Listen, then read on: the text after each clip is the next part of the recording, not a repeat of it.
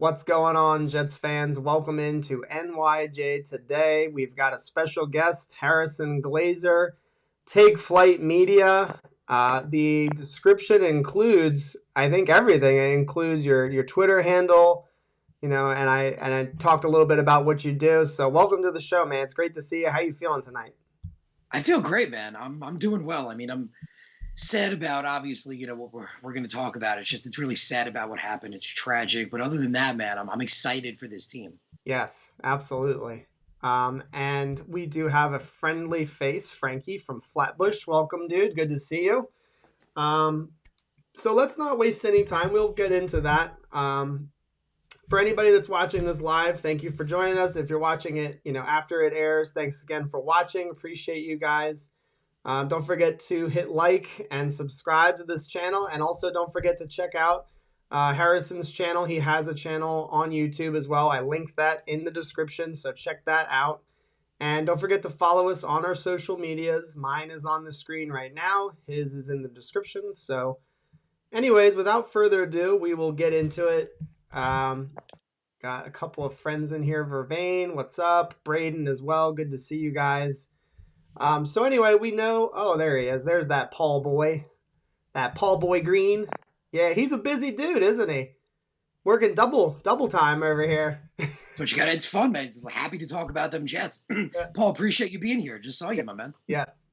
So we won't waste any more time. Obviously, everybody knows about the tragic news that took place with Greg Knapp.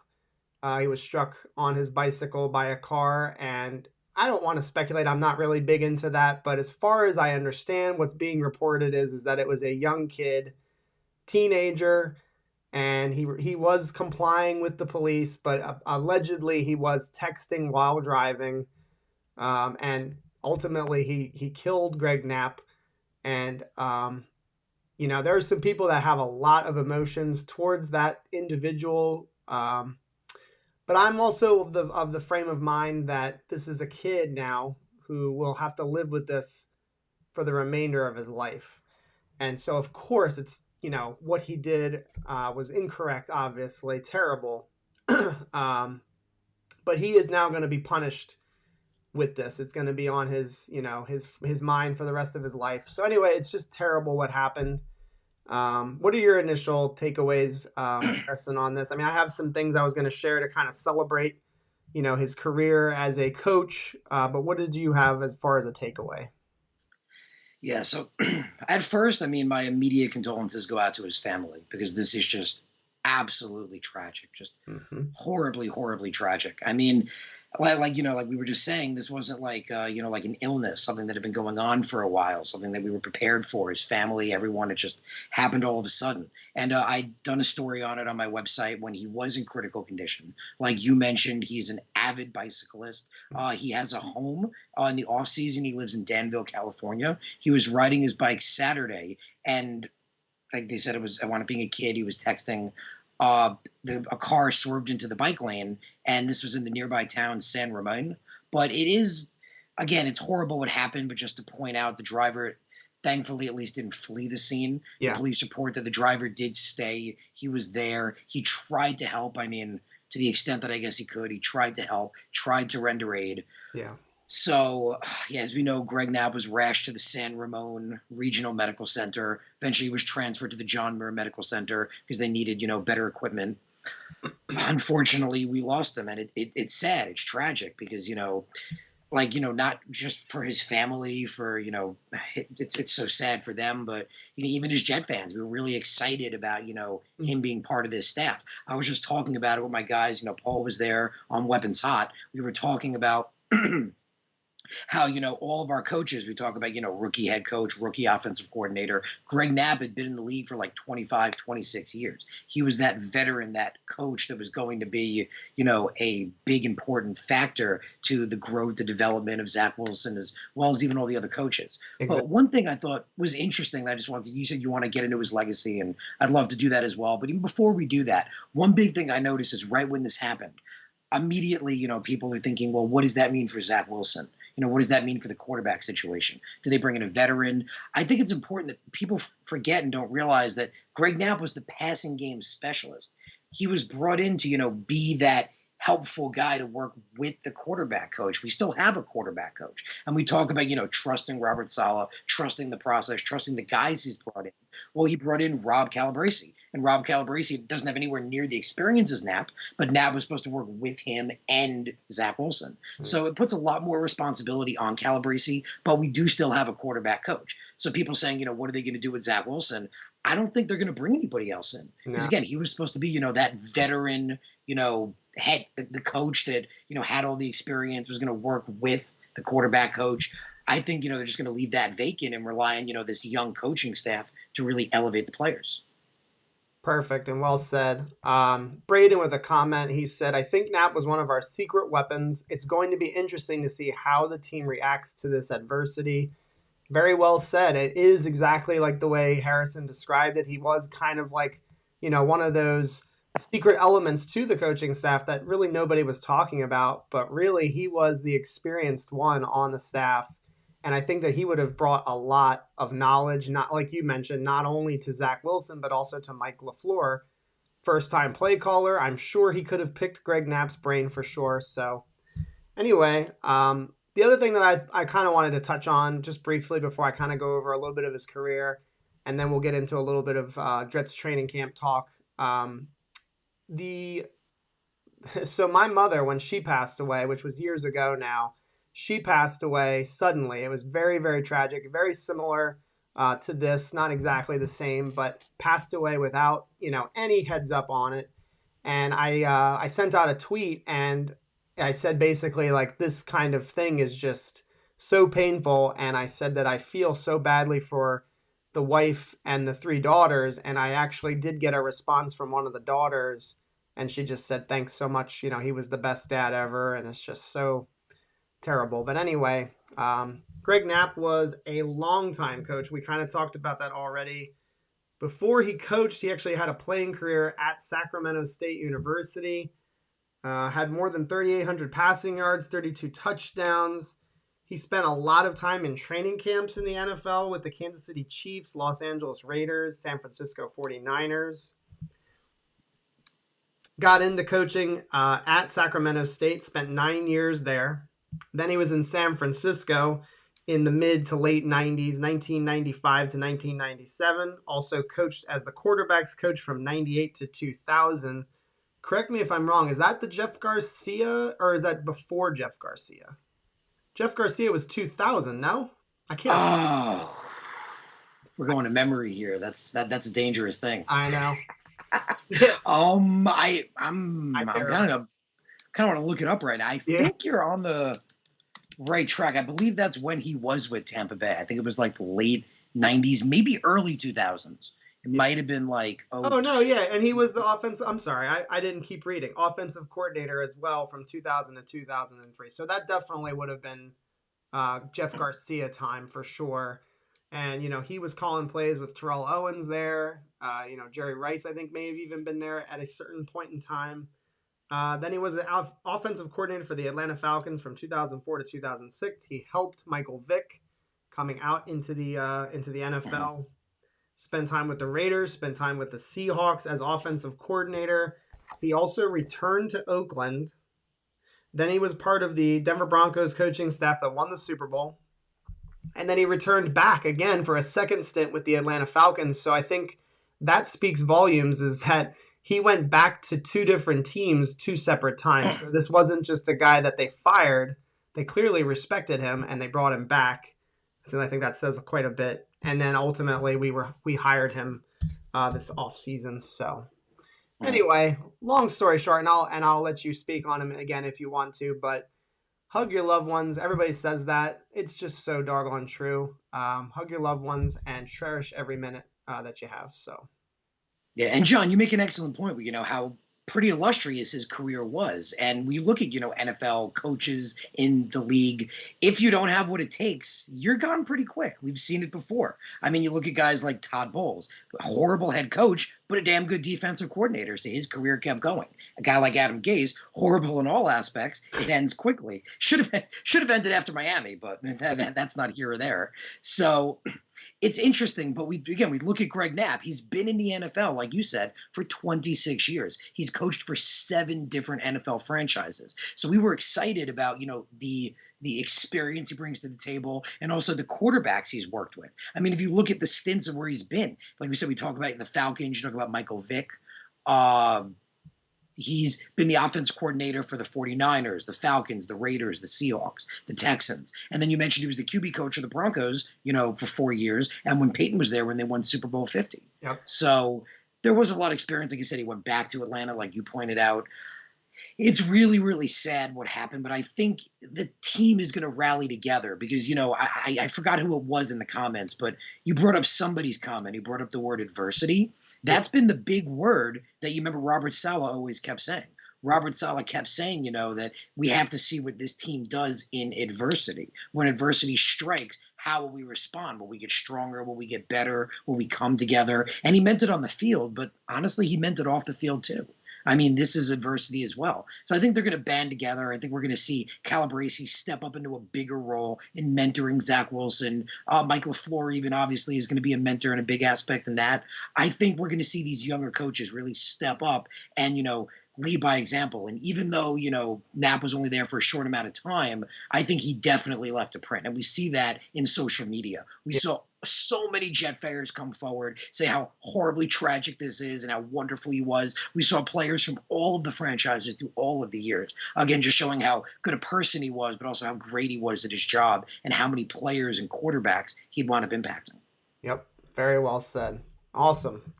Well, rest in peace to him, and we will move along in the show. So we initially were going to go live together, you and me, like weeks ago. Didn't happen, and so I thought, it's right around the corner now. We are right upon training camp, and I thought it would be kind of fun to just kind of go slowly, go one at a time, and just talk about some of these battles. I don't know if that's something you're up for. I love it, man. I mean, we're right on my show on Monday. I did a whole episode just on the battles. Yeah. There's so many, and it's exciting. There are a ton. I have, I think, close to 10 right here. Yeah. So anyway, the first one I have up, and I don't really see this as much of a competition. You can tell me if you disagree. The Jets have said Morgan Moses, and George Fant will compete. What are your early takeaways on that battle?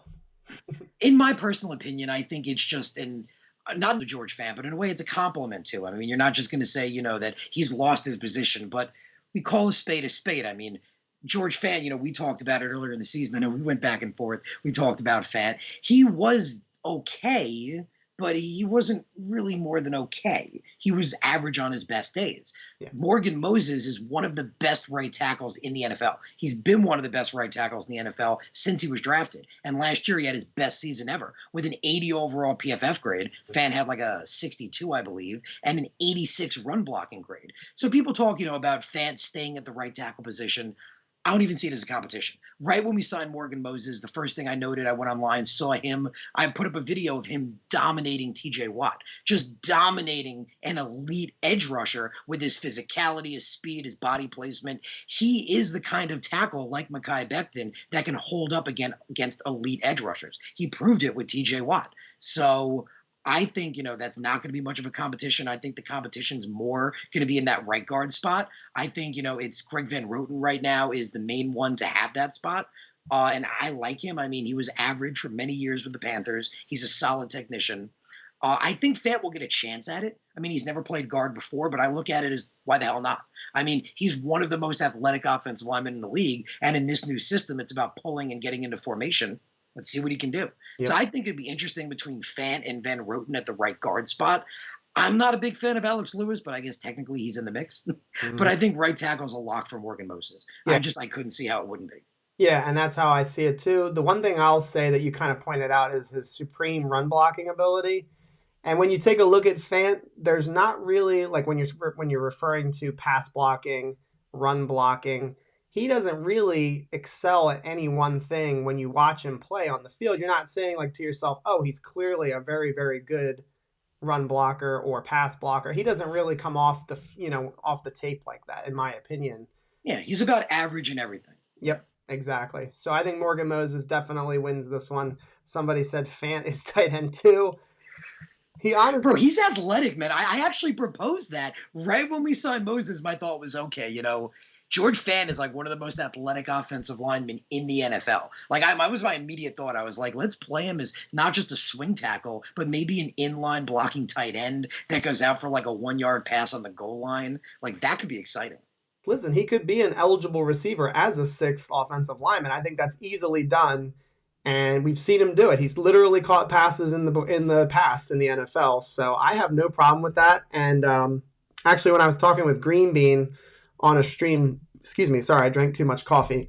A stream prior, we talked about how maybe George Fant, because he has that flexibility, perhaps we don't have to carry as many tight ends on the roster. Like maybe we only carry 3 tight ends on the roster. I don't know if that ends up happening, but it does offer some wiggle room, I guess, when you're looking at the numbers for the roster. So it's kind of interesting to think about. Frankie in the comments says, while Fant is an okay tackle, he'd probably be better, or excuse me, he said he'd probably be a great blocking tight end. I mean, I don't see why he couldn't be.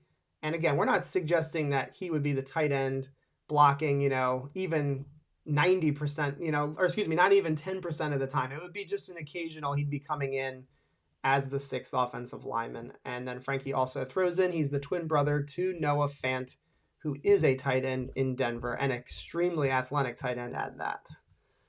All right, let's see. That's a good point. Frankie makes an excellent point there. Yeah. Jeremy says if we're up in the 4th quarter, pound the ball with Fant at tight end. Or bro, let's go back to the 80s. Let's William Refrigerator Perry this thing. Let's give Fant the ball at fullback. Like, let's go. Mm-hmm. Absolutely. All right, great. So that was the easy one. That was a layup. I didn't want to start off with one heated battle. So we've got another one. This is a little bit more interesting. So again, not necessarily determining starting roles, not necessarily determining anything about like who's getting cut, who's getting kept. Crowder, Moore, Berrios. I know that Moore can do more than just the slot, but I think that those guys are battling for reps in the slot, especially early in the season. What's your take on that battle? Not necessarily. Again, you don't have to necessarily pick a winner, but Crowder, Moore, Berrios. How do you feel about that battle for reps? I'm actually glad you brought that up, and a lot of people have brought that one up. And on my podcast, I got into the guard, the running back, wide receiver 2.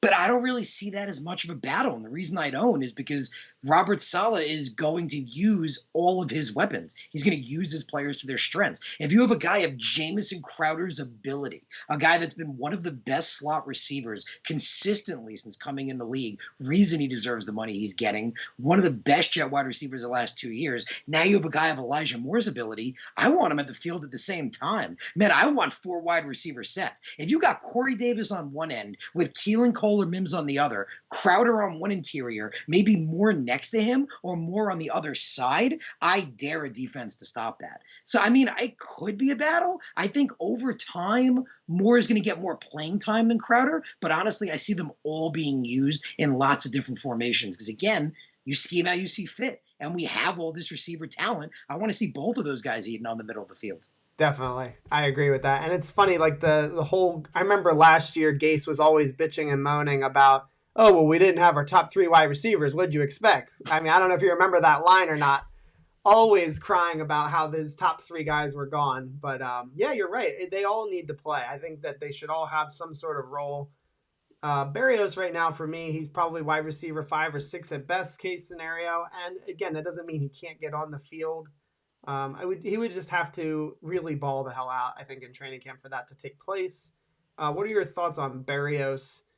Is he going to make the roster? Some people think, as a 6th wide receiver, he's on the team. He's going to make the roster. If there's an injury, I don't think there's any doubt he's going to make the team. What is your thought on Berrios going in? I mean, I like Berrios. I'm a fan. I point just the interesting facts from last year. He actually had the most yards.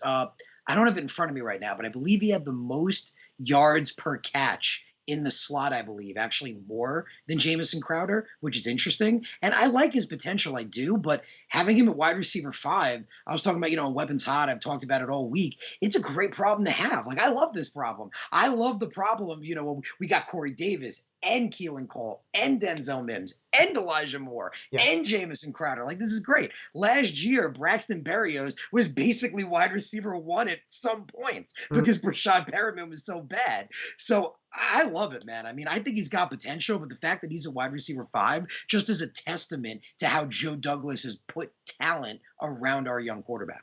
Yeah, and in quick order too. Like, I mean, 2 off seasons, he's made a lot of strides in improving this team. All right, great.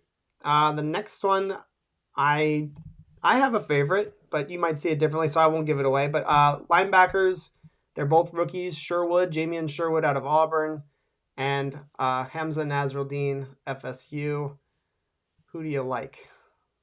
So I like Jamie and Sherwood. I do a lot. Like I'm a big first thing I remember about him because I didn't dive too much into safety. Remember when Joe Douglas took them, announced them as linebackers, my first thought was this guy's playing chess when everyone else is playing checkers. Because like even me, I was looking at 4-3 outside linebackers. I was looking at guys like Chaz Surratt, Charles Snowden. I was looking at them. So Sherwood, I remember that jumped off the page with me is this dude's a beast. Like he murders people. Like he hits people like Jamal Adams used to hit people. And I remember that my favorite quote of him when they asked him about that, about how he hits. I don't have the exact in front of me right now, but basically it was like, how do you stop speed? You hit it. It's like you can run a 4.140, but when you hit a wall, that ends. Like I just love that. That's exactly me murdering people left not, and right. Maybe not word for word, but that is the quote for sure. It was, yeah. But as much as I like him, man, Hamza Nasirildeen is my guy. Like right when we drafted Sherwood and they announced he was playing linebacker, my thought was, okay, I like it.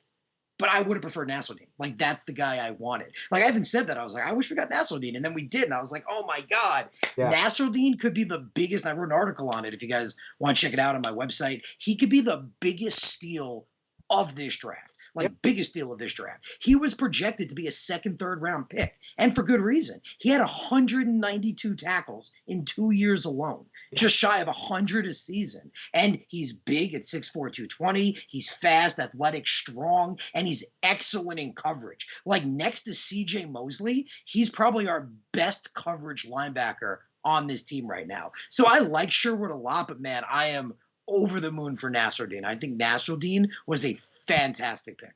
Yeah, this is going to be a boring show. We're going to agree on everything. So, Sherwood, to me, I feel like and again, things can definitely change and he can prove me wrong. He can step up and play well. I see him more as a role player, more as a guy who can play on the special teams and maybe occasionally can play some reps on defense. And that's not a knock on him. Every draft, you need role players. And so if he ends up being a really, really good special teamer and a guy who we can put in some different packages on defense, A+. That's a good draft pick. And I agree with you. Hamza Nasirildeen, to me, if I'm building a prototype, the like long arms and the speed and the coverage ability like you'd kind of discussed, I feel like this could be one of those late round picks that could finally be a home run pick for us. And as far as I understand, a lot of people had like a round 2, round 3 grade on him. They did. I did. Yeah. Yeah. So I just feel really excited about that. And my hope is that he can play well enough in training camp so that he can actually get on the field early in the season. I'm still not really sure what we're going to do. And maybe this is a good question to get into before we get to the next topic. Sorry, I got a bug flying on my face. If Hamza and Jamian, let's just say they're just no-go, they're not ready, maybe one of them gets hurt in camp, what is our defense going to look like? Because right now, a lot of people in the in the streams that we do, a lot of the thought is we're going to be running a lot of 4-2-5 defensive, formations. So that would be 4 down linemen, 2 linebackers, 5 DBs on the field. So that could be a combination. We do have a lot of versatility at safety, so that could definitely be a possibility. Yep. And so my only question is who are the linebackers if we're going to run a typical 4-3 scheme? Who are the 3 linebackers? We know Jared Davis. We know C.J. Mosley. Who else? Who is it? I think you remember, before the draft, I was the one saying it on defense. Like everyone was like, we need a corner, we need a corner. And I'm like, guys, hold on. Yeah, Like we need a corner, but we need a linebacker so much worse. yeah, Like so much worse. yeah. Because I'm thinking like, worst case scenario. Like CJ Mosley was amazing in 2019. He was arguably one of the best linebackers in the NFL in that quarter, but it was a half of a game.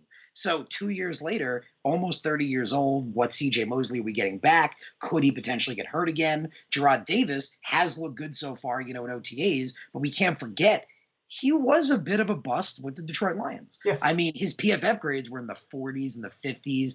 A lot of people say he was used out of position. He wasn't used to his strengths, but still a lot to prove. So I'm looking at it like, well, Mosley's a question mark. Gerard Davis is a question mark, and Blake Cashman is a sneeze away from the IR. So I'm like, we don't have linebackers. So that's why I'm like, guys, we need. I was saying we needed at least two, and And that's why I love that. That's what I loved. I love that we got Sherwood and Nasirildeen. So in the worst case scenario that it happens, rookies get hurt, maybe they don't look good immediately. It's going to come down to hopefully Gerard Davis isn't what he was in Detroit. Hopefully Gerard Davis plays really well, and hopefully CJ Mosley's back to 100% health and back to the player he was in 2019. The scary thing is those are both, whether we want to like it or not, those are if statements. Those are both if this and if that. And then Blake Cashman, I mean, the dude could never, throughout college and the NFL, I don't think he's played a full season ever. Like ever. So I love his potential. Like as a 4-3 outside linebacker, he's great. But like I said, I'm just worried he sneezes too hard. They're taking him off on a cart. puncture a lung. Yeah, so the CJ Mosley thing to me is interesting because so many people have talked about it. They're not everybody, but some people are just making assumptions that he's going to be great. He's going to pick up where he left off, four-time Pro Bowl career so far. I don't know. I don't see that early in the season. I think he's definitely going to be some rust to knock off. I think that's completely in bounds to say. And so the one thing I will say is that his mind hasn't gone. Like he still knows football. He still knows how to call plays. He still knows how to get people where they need to line up. I'm more or less just kind of wondering what's he going to be able to physically do on the football field. And so, that might not be fair to say. I think he has a lot to prove as well. That's not to say that I'm down on him. Just that, like you said, it's an if statement. If he comes back and plays at the level that he had once played at, just very, very up in the air.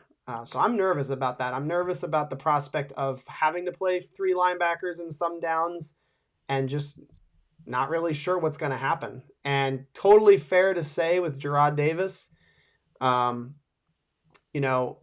he looks good right now for a reason. He's an athletic freak. He's super great. I mean, very, very athletic, can run like hell.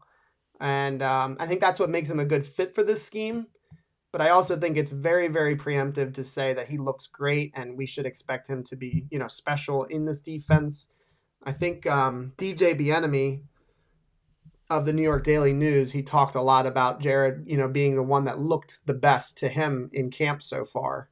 But I think that's kind of expected, though, because he is so athletic. So let's get. But again, at the same time, that's OTAs. I mean, it's mini camp. The pads aren't on. We see short superstars all the time. Exactly. I mean, so I'm excited by his potential, and a lot of people are saying he looks really good in this new scheme. But like we were just saying, it leaves a little to be seen. I mean, with CJ Mosley, we were saying, when he played, you talked about how great he was. So that's why, just quick, this got me excited. Bart Scott gave a quote on CJ Mosley, and he said that he thinks he feels like he owes the Jets fan base a lot. He wants to remind people of who he is. He's an alpha male, and he's going to lead these dogs. He's been taught by some of the best in the business, and he's a top 5 linebacker, and you're going to remember who he is. Yep. And I was like, well, coming from Bart Scott, that sounds great. So, I mean, the potential is there. If he can come back the way he was, I mean, that would be amazing. Yep. All right, we got some comments I'm going to get to. So, Vervain, he was responding to Frankie, who said, are we going to be preferring 11 or 12 personnel groups? Vervain answered him and said, both are likely, but I think that the 49ers were bottom 5 in the amount of 3 wide receiver sets in the league last year. Not sure what that means, but expect a ton of 21 and 22 personnel. And I'm not an expert, but I believe 21 and 22 is where you have 2 backs in the backfield. And I agree. I think that there's going to be or at least there, I would expect there to be some of that in the offense for sure. I think with the number of receivers that we have on the team, though, I don't see how we can't run three wides almost all the time. It's just our best position group on offense aside, maybe from the offensive line.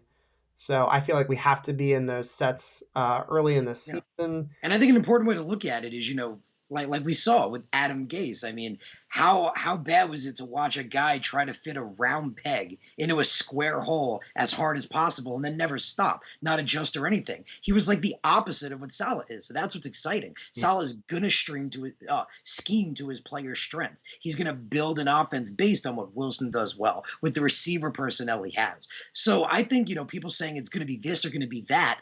I don't think that's necessarily going to be the case. I think it's going to be a little bit of this and a little bit of that. Yep. A little bit of this and a little bit of that. Jeremy says, how do you stop Zach Wilson? They won't. That's like They're going to learn that quick. They're going to learn that fast. Yeah. Frankie says, that's interesting. And if that is the case, then I expect Elijah Moore to be in the backfield a bunch. I'm down, y'all. I've been down for months. It was why, and I know that you disagreed with me at the time, Harrison, but I was smitten for a little Curtis Samuel, as you know, and it was for that reason. I like the versatility of Elijah Moore, and they filled that need. I think that it's just awesome that he's going to be able to. He was the best gadget player in the draft, period. Yeah. I'm loving it. I can't wait to watch him do that. I think they'd be stupid if they didn't involve him some way. I'm not saying they need to do that numerous times a game, but I think throw it out there at least once a game. I think it'll throw defenses off. It'll get them confused. There might be a timeout that the coach might call timeout, like all kinds of stuff like that. By throwing all kinds of looks at the defense, you're only going to do good things. It's only going to create havoc for the defense. So I'm all for that. Hader Ali, good to see you in the chat, sir. He says, picture short yardage and goal line situations, late fourth quarter, clock management with Kroft, Fant as the extra tight end, and 267-pound tight end Wesco. Will be interesting indeed. What say you, Jets fam? It's a good little question there. So if you throw Wesco in at fullback or H-back, whatever the hell you want to call it, and then Fant and Kroft, we'll play a little ground and pound, the old sexy Rexy days, little ground and pound, baby. And I'm all for that. What are your thoughts on little ground and pound in our games at the end of the games, especially? Oh, it's so important. I mean, when they interviewed Mike LaFleur, he literally said it. He said this offense is predicated around the run game, that you need to have a good run game to be able to open up the play action passes, the deep passes. It's really important. So, and you can't have a good run game if you can't block. And we've had really bad offensive line play over the last couple of years. We got 3 studs in there now with Becton, AVT, with Morgan Moses. But yeah, you put Fant in as an extra blocking tight end. That's why I really like Kroft. Like, I look at the tight end situation. That's a battle to me in camp as well. I'm like, okay, well, Chris Herndon's in a contract year. Like, you're in a contract year. You should have been like Corey Davis last year. You should be balling out, taking names, trying to make some money. But he hasn't been. In fact, he's been dropping stuff left and right. So I look at a guy like Tyler Kroft, who put up, over 400 yards, 7 touchdowns with Cincinnati. He's one of the best blocking tight ends in the league. We had a good year with Ryan Griffin the other year. Wesco's underappreciated, especially as a blocking option. All 3 of those guys are decent blockers. You factor in, Kenny Yeboah, and if you're afraid Yeboah's not going to make it through waivers, which is possible, man, I just keep thinking that Herndon could be a surprise cut. Yeah, I'm not anticipating that, but I would not shock me at all if he was the one that got cut. I would not shock me at all. They didn't draft him, and Saleh's never coached him. It wouldn't be surprising to me at all. Frankie says Cashman's not on the list. Just give it time. Yeah. Don't celebrate too early. You're a little early here, Frankie. If we're at week 1 and the guy's still healthy, holy smoly, we'll celebrate. Let's see. Sorry, there were a couple of comments I wanted to get to. I love it, man. I love interacting with the people. Yeah. So Hader says, "Amen, Frankie. There will come a time as we wear defenses out that we will run those packages and dare opposing defenses to stop us. Talk about imposing our will on the opposition. Definitely. And I think that if we upgrade at the tight end spot, which I hope we do in the 22 off season, that's going to open up the middle of the field even more for running and for play action. So I'm looking forward to kind of having that blend of smash mouth, but also that play action smash mouth, which we've seen the Titans kill people with over and over again the last 2 seasons. Braden says, I think we're going to get Mosley back the way he was. Looking forward to it too. I hope so. I sure freaking hope so. I'm with you. I mean, it's a hope, but I hope so too, man. Yep. Let's see. Just trying to skim through here. Hey, Sean, has been a while, my friend. Good to see you in the chat. Let's see. NHL draft is tonight. We'll keep going here. Hater says, mark my words, Wesco will do well and impress at fullback. And Wesco's not a bad receiving option either when he's been given opportunities. That's why I think, I mean, he slept on that team, especially with his blocking ability. Kroft. I like the idea of the two of them and Griffin kind of as, the 3 tight ends. Yep. We'll see. I think that's going to be crazy if they cut Herndon. That'll be too bad for him. I'll just leave it at that. All right, so our next battle, and again, I love offensive line talk, so that's what we're going to go to next. Excuse me, I've got Van Roten, Lewis and Clark, Cameron Clark, not the Pioneer. So Van Roten, Alex Lewis, and Cameron Clark out of Charlotte. What's your thoughts on the competition? I know you talked about Fant at guard. I will disagree with you, and it's not a disrespectful disagree. I just don't think they should screw around moving Fant because I think it's more important that they have a backup at tackle who can just fill that role, because if we have, let's say, an injury at tackle, it would suck ass big time to have to move Fant to tackle and then have somebody come in at guard. Yeah, I mean, but you could always, and you see that all the time with teams, when a guy gets hurt, they rotate their line. They shift pieces around. That's what's exciting, actually, about Morgan Moses. Last year, when he had his best year, he actually had to play a little bit of left tackle because of injury, and he wasn't bad. So that's exciting in that aspect as well. Yeah. But, I mean, I think right now right guard is pretty open competition. I think Van Roten has the advantage right now. Now, I laugh when I don't know if you saw it on Twitter, when I look at Van Roten and Alex Lewis, they're like the opposite of each other in offensive linemen in every way. Like literally the opposite. Like you got a guy like Van Roten who's a solid technician, excellent footwork, fast, good handwork, but not the strongest guy. And then you get a guy like Alex Lewis that you watch him on the line, he's just like a bucking bull. Like he just tries to beast people over. He doesn't have the best technique, and he gets put off balance a lot of times. But if he gets leverage on you, he's putting you on your butt. So I was joking. I wish we could take the two of them and like morph them together into like Alex Van Roten or Greg Lewis, like something amazing. But because of that, I lean more toward Van Roten because I like my offensive lineman with better technician, better footwork, being able to keep their balance. It reminds me of a guy like Kelvin Beachum a lot more, like a guy that can carve a career for himself because he's not just a beast. Like Alex Lewis reminds me more of like a James Carpenter, a guy that wins on strength alone. Greg Van Roten reminds me more of a Kelvin Beachum. So I like Van Roten in that position. The only reason I say Fant is not only why the hell not, is what if he winds up better? Like, what if he is a better guard than Van Roten winds up being? And if we get an injury, you could kick him the right tackle. Heck, and that's the beauty of this line right now. I mean, I'm biting my tongue. I don't want any injuries, but God forbid something happens to Mackay. Morgan Moses has played left tackle. If something happens to Morgan, George Fant has played right tackle. Greg Van Roten has dabbled at center. We have Dan Feeney, who, hasn't been the greatest player, but he's one of the most durable players on that team. He's never missed a game ever.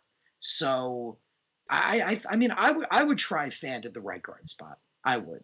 Yeah, and I'll still stick to my guns. So the big thing is for me is the chemistry of the offensive line, and by flipping people around, if there's an injury, it just makes me a little bit nervous. If Becton or Moses goes down, just stick Fant right in there, let him start. He's played the position, he has experience there.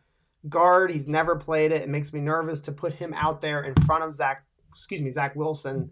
But you make fine points though, no doubt. And let's just say competition. Like, I mean, in camp, like, yeah, he probably would lose to Van Roten because Van Roten has a lot of experience at guard. I can buy that for sure. And what are your thoughts on Cameron Clark, the ghost, the guy who's never we've never I seen. loved Cameron Clark when we drafted him because the same reasons I like Mekhi Becton. Like when you look at Cameron Clark, Joe Douglas even said it to him when he drafted him. He's like, I'm drafting you for your nasty streak. And if you watch Cameron Clark at Charlotte, like I was so excited to watch this kid play. I even said when we drafted him, like, offensive lineman is one of the few positions in the NFL where there's still a learning curve. It takes time to, adjust. An NFL caliber edge rusher is like not even close to a college level edge rusher or even defensive interior lineman. So, and if you force an offensive lineman out too fast, they develop bad technique. They develop sloppy technique. They lose confidence. So I really thought we were going to see a lot of him this year. I was saying Cameron Clark would be a starter at either guard or tackle by 2021. Again, I just remember when Joe drafted him, if you watch him in college, man, just like Mekhi, he's almost like a smaller Mekhi in a way. Like he puts dudes down. Like he's a finisher. He's a mauler. He takes it personal. He's got that nasty streak, like Joe said. I originally thought, because there were so many quality offensive linemen I liked later in the draft. And because Joe didn't take any of them, I thought that was maybe, a statement that he was really excited to see what Cameron Clark can do. But again, it could be Clark. It could be Van Roten. Maybe it's a wild card like Tristan Hodge or another undrafted guy. And I think that's going to be an open spot right now where a good 5 or 6 guys are going to get to compete for it. Yep.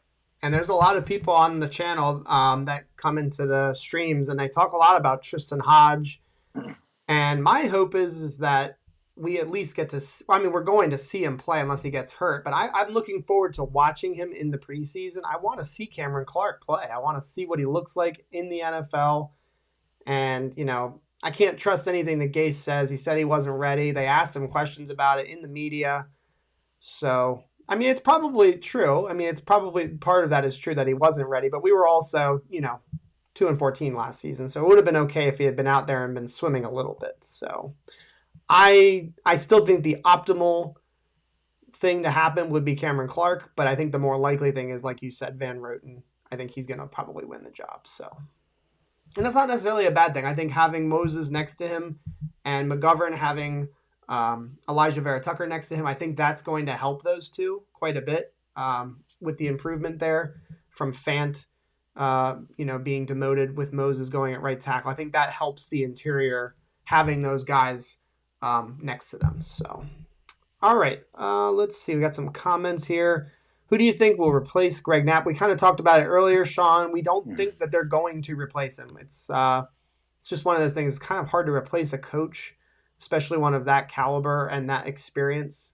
Plus, we're days away from training camp. I would be stunned if they hired anybody. I think it's one of those things where they'll reshuffle the coaching staff responsibilities so that they cover, what he would have ultimately been doing. Yeah. And Sean, keep in mind, like we said, we trust Robert Saleh, the staff he's brought in. Greg Knapp was that passing game specialist because he was, like we were saying earlier, supposed to be that older head coach that has the experience to work with everybody. But we have a quarterback coach. The quarterback coach is Rob Calabrese. He's going to be forced into a bigger role right now. I don't think, like John was saying, I don't think they're going to fill that passing game specialist role. They're going to allow these younger coaches like Rob Calabrese to step up and lead Zach Wilson. And I think it's going to, motivate these guys and, make them want to do it for Knapp. Mm-hmm. Vern asks, he says, is Moses at right guard and Fant at right tackle no longer an option? I don't think it is. I don't think that Moses would have signed along to be a guard. You tell me if you disagree, but I don't think that that's going to happen ultimately. I think that he's most certainly going to be the right tackle, and it's just a battle at right guard. Yeah, you and me, we talked about it on Twitter. And, can Morgan Moses play right guard? Yeah, he probably could, and he probably would be pretty good at it. But I tweeted out a video showing Morgan Moses dominating TJ Watt, like legitimately dominating an elite edge rusher and keeping him away from the quarterback. It takes special linemen to have the physicality and the athleticism to be able to do that to a guy like TJ Watt. And Morgan Moses has that. You want him at right tackle. Could he play right guard? Yeah, but you want him at that right tackle spot. Him and Mekhi Becton, the two of them together, that's like a top 5 offensive tackle tandem. Yep, for sure. All right. Grant Rude, you late son of a gun. How you doing, sir? He says, hey, all. Hope everyone is having a good day. Hope you are too, sir. Sean Bennett, you guys like the new Cleveland name, the Guardians? it's mixed reviews along the social medias. I don't hate it. I think there was some sort of connection between one of the buildings in Cleveland. There's like a building that has the like guardian of some sort. I don't know. It's like a statue. I don't say I love it. I don't really necessarily hate it either, though. I'm not a fan of the name. I at least like, the progress it's going in. At least, Yeah. at least the changing of the name is more, I think, what's important, because we saw that with Washington. Somehow, I mean, Cleveland still has their old name and they already have a new name in place. I don't know what's going on with Washington. Maybe they're just happy being the football team. Well, that's the weirdest thing is they like I You think would think they'd have a name by now. right. And I think what's even weirder or more strange is they came out and said that they actually were considering keeping the football team like as the team name. And I just think that's so lame, misguided. I don't know. It's just terrible. But anyway, that's a different subject. Sean says Harrison is bringing the facts. Thank you, All brother. right. Let's see. If you guys are liking my stuff, I have my YouTube channel as well. Yeah, Check it out. It's the Take Flight Spit and Fire podcast. yep, it's all in the description, guys. Go ahead and check that out if you haven't already. Let's see. Grant Rude, Hope and Clark are are slow to play in the wide zone scheme. The Jets will be running. Just my opinion. I don't think he means Hope. I'm not sure what that is. I think he means Hodge, is what I'm thinking. Yes. I think he means Hodge. But honestly, I would say they're not them. I mean, if you compare them to Fant and Van Roten, they're not as athletic. But if you compare them to Alex Lewis, they're just as athletic. Yeah. All right, fair enough. Let's see. Frankie says, I wish they would have gone back to the Cleveland Spiders. That's old school. That's a throwback right there. He's a throwback kind of guy. Let's see. Just skimming through here. I could tell he's got what is that? Altoon is his logo? Trying to see. I think that's Or is that Wesley Walker? Wesley. Yeah, Wesley. It's why I couldn't see that. That's Wesley. All good. Yeah, it's number 85, baby. All right. We are good. I don't think I need to read any more here. Where's Mike? Mike, I fired his sorry ass. No. Mike's taking the vacation. He's day off. He was on Wednesday, Sean. So you just missed it. All right, let's keep going. We're doing groovy here. The next one, and we kind of talked a little bit about it. Yeboah. And by the way, you said his name differently than I've ever heard it pronounced. How do you pronounce Kenny's last name? I was saying it wrong, and I got flack on Weapons Hot. I was getting flack because I think I was saying, I don't know what I was saying. I'm pretty sure I think it's pronounced Yeboah. That's what I've been saying. Okay, Yeboah. Yeah, that's what I've been saying. I don't know. I say stuff weird sometimes, so don't mind me. I'm laughing at that, and I'm also laughing at this last comment. Vern. Mike is drunk on the floor somewhere. You don't know Mike. Mike is my Wednesday guy, and he's a dear friend of mine from college. And you're probably right, Vern. This guy, he's just a sloppy mess. Just a sloppy mess. Sorry. Anyway, we were talking about tight ends earlier. So I asked the question, not necessarily, it doesn't have to be starter. You can talk about who you think will be the starter. But Yeboah, Herndon, Kroft, you also mentioned Griffin as well. How do you see this all? And Wesco. I know he can play tight end. I'm not saying he can't, but I actually see him more as I don't know how often they'll use him at tight end. I think he's more of the fullback guy. I don't know. And the beauty of that is so is Kroft. I mean, Kroft is a hell of a fullback option too. Yep. Okay, so we'll throw them all in there then. So Wesco, Yeboah, Griffin, Herndon, Kroft. What do you see happening? How would you rank them? That kind of thing.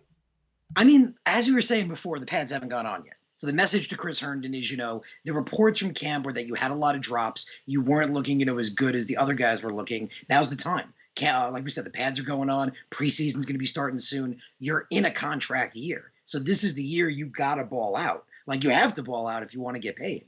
So hopefully he does. I mean, I want the team to succeed. So my old big take has been, other than Zach Wilson, it's an open slate to me. Like, whoever wants the job, come get the job. Like, step up. So if Herndon wants it, come get it. Like, it's your opportunity. But I look at Kroft. I mean, him and Griffin were getting just as much love as Herndon was in, OTAs and minicamp.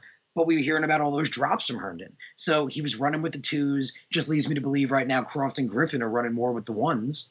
And then I just look at Yeboah. I'm like, if Yeboah as, the second best receiving option on Ole Miss behind Elijah Moore and could have potentially been a 5th to 7th round pick, are you sure he can pass through waivers? Because I'm not.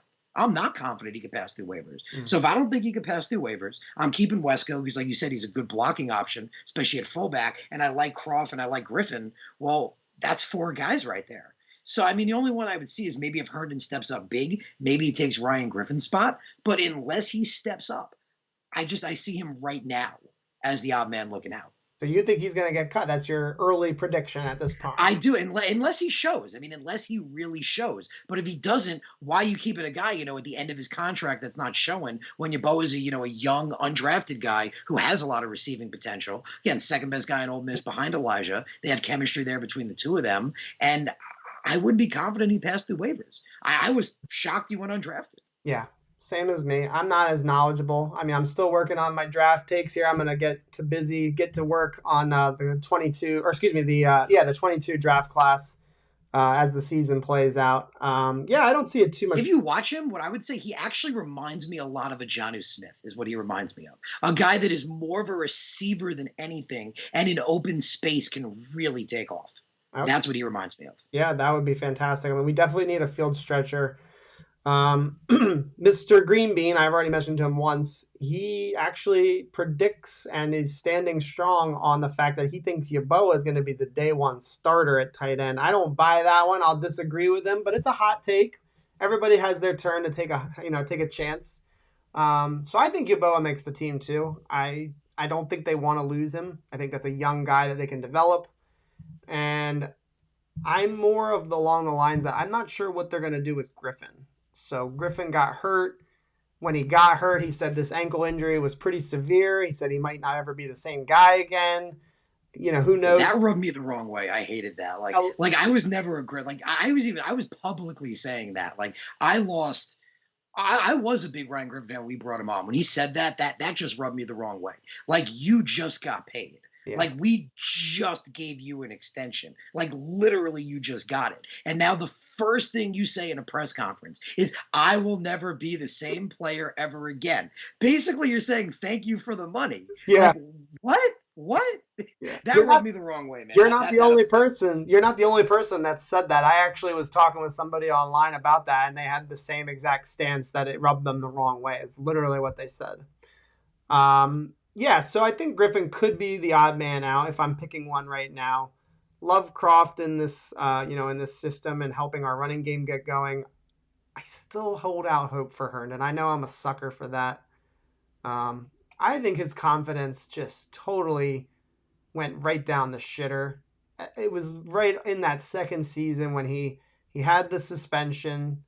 He got back on the field. Got hurt on like the second play of the game. Like it was like his second snap on the field, and he was done for the year.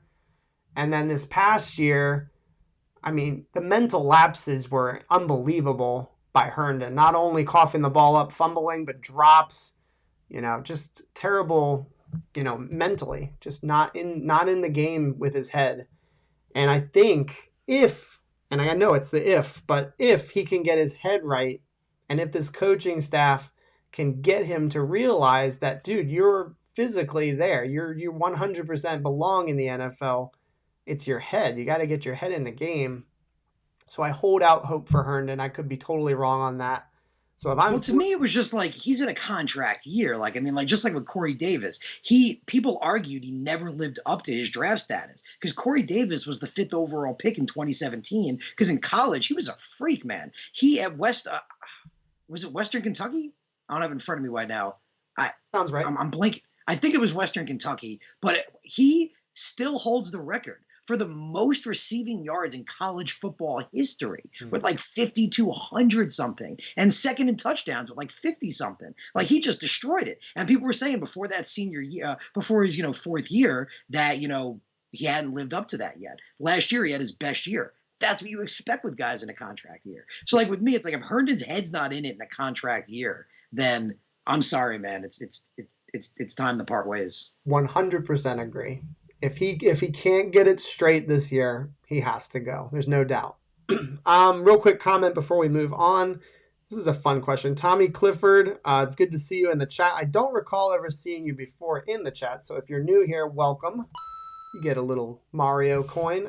So he says, what's going to be the throwback jerseys? And I'm very adamant on this. It absolutely should be, the jet stream, the New York jet plane, or the jet stream going across. The throwback 80s, the early 90s look. I think that's the one that I want. What say you on that one, Harrison? Bro, I miss the Titans jerseys, man. I mean, I get our colors green, and I'm totally for that. And I love the old script jets. That was one of my favorite logos. The plane's a good one too. But the biggest issue was that stupid helmet rule that just made no sense. That it's for no reason that we can possibly give you, you need to wear the same helmet every year. Nope. And we can't give you a good reason. It's just, this is a fact. No, so fine. There's no good reason. It doesn't make sense. Because players are constantly banging their helmet up and bashing them up anyway and getting new ones. So, what does it matter what the outside look like? It just made no sense. So finally, now that that's done, I don't want it a lot because, again, our color is green, but one game a year. One game a year, maybe two. I would love to see the Titan jerseys again. Yep, I wouldn't hate that. There are some people that actually agree with that. So there you go, Tommy. I hope you enjoyed the answer. Hopefully you're enjoying the stream. Thanks for everybody who's tuned in. If you have not hit like on the stream, go ahead and do so right now. Would greatly appreciate that. My channel, I am giving away a signed Wayne Chrebet mini helmet. So if you have not subscribed, if you're watching this live or if you're watching it afterwards, please consider subscribing. Give yourself a shot at that prize. Let's see here. Just skimming through here. With the positional battles, there's two big ones that, you think about wide receiver 2 and cornerback 2. Those are two of the biggest ones in camp. Quarterback 2? No, it's a corner. It sounds like I was CB2. I say CB. CB2 and wide receiver 2. Gotcha. Yeah, the wide receiver 2. So I have a list here of a couple others. You can go ahead and throw your what you think wide receiver 2 is going to look like. I kind of have a strong stance on that one. You there? Yeah. With the wide receiver too, it's interesting, man. Without going too much into it, because if you guys want to check my site, I wrote an article on it. It was interesting with the way the beat writers were reporting it, because originally, we thought Mims was out because of injury, but then he came back and Cole was still running with the ones, and we were finding out that they might view Cole as a better fit in this offensive system, because as DJ Bieniemy and Connor Hughes both said the identical thing. They said that this offense is built around a precision route running, which Corey Davis has, which Elijah Moore, he might be the best route runner on the whole team already, which is awesome. As a rookie, he might be the best route runner, which is just great. But Keelan Cole is an infinitely better route runner than Denzel Mims. Mims is, as Hughes described him, as more as a quote-unquote linear player. So, my thought was, well, okay, but Joe Douglas just drafted Mims. He just drafted him last year, could have been a first-round guy. I feel like Hughes, and he kind of buried the ball with this, but I just thought it was funny. He responded to me on Twitter, but he gave breaking news in that. The breaking news was that he said that the Jets have been actively trying to acquire Keelan Cole for the last 2 years. And that was breaking news, because wait a minute, Joe Douglas has only been here for 2 years. So that means as long as Joe Douglas has been here, he's been actively trying to acquire Keelan Cole because he knows what he is. And Jacksonville didn't want to let him go because we've seen it. I've shown him some videos, man. He makes some catches that legit look like wide receiver 1 catches. There's flashes there. So it's interesting because I would originally say, Mims is Douglas's guy. But if he's been trying to get Cole for 2 years, that means Cole's his guy too. So I think it's going to be a really interesting battle when pads go on. Again, Cole's viewed as the better route runner, but Mims has a lot of potential. I still feel like wide receiver 1 potential. That's going to be a really interesting battle. Yeah, I've been of the frame of mind that I feel like Mims, I don't know how to put this. So I think he's more talented, but I don't want to sit here and say that I don't love Keelan Cole in this offense. And you're not alone in your assessment. He definitely makes some spectacular catches, and he's pretty explosive too. He has that return ability on special teams. I think versatile too. He can play on the slot and the outside. I see it as Mims just hasn't really been able to get healthy, stay healthy, And I think that he's going to need to bring his A game, because I think that that's the one advantage that Keelan Cole will have is he's a veteran now. He's been in the league longer and he knows the drill. He knows, how to be an LFL player. And I think that Mims is still learning that. He hasn't played a full season yet. He didn't get a full training camp, full off season last season. So you're right in pointing it out. And I still believe so much in Mims, and I know you do too. I know you're not saying you don't believe in Mims. Exactly. No, but before we brought Corey Davis in, like before free agency started, I was one of the ones saying I thought it was crazy. People were saying Mims couldn't be a wide receiver one. I was like, that doesn't make any sense to me. Like the guy should have been a first round pick. Like I did like 40 something mocks back the draft prior, the one Becton was in. I never had Mims in the draft once because he was never there. He was never in the second round. Yep. So now that we're able to trade back and still get him, the potential is really there. And like you said, rookies get banged up all the time. They get hurt. Hamstring injuries or injuries that tend to linger. They, you don't heal easily from them. He hurt both his hamstrings. So it's going to be really interesting. Like I was saying before, I think it's just great because, for the first time ever, it's, not who's going to step up to be the guy. It's, well, we got Corey Davis, who's the wide receiver one. We got two guys that want the wide receiver two spot. So like Mims has the potential. And like we were saying about Cole, he's a veteran, makes great catches. He's just as much Joe's guy. It's going to be interesting to see. Yeah. And I think the way they're going to determine it is going to be practices. I think that everybody's going to look to the preseason games. They're going to look to the stat lines. And I know that's part of the assessment, but really it's these practices. What are they doing on the practice field? Are they consistent, between Cole and Mims? I think that's a fair battle. And again, I think that even, like you said earlier, whoever wins or loses, I think both guys are going to play. I don't think those things where Mims gets buried if he loses, or if Cole loses, he's going to get buried. So great problem to have. You pointed that out earlier. It's great to have real competition. So it's awesome. Let's see. Yes, Legend Killa says throwback 80s, 90s, faux sure. Let's see. I'm so behind. What's cool is the green is not that far off that honestly they could just take the current helmet and just change it back to the 80s logo. And they don't have to really change the jersey even if they don't want to. Dude, there's so many mock-ups on. I love that. Just with Sean, it feels like the Titans jerseys, like there's no middle ground. Like I've noticed that. Yeah. It's either people are like, oh, that's awesome, or like that's the ugliest, worst thing I've like there's no middle ground with the Titans jerseys.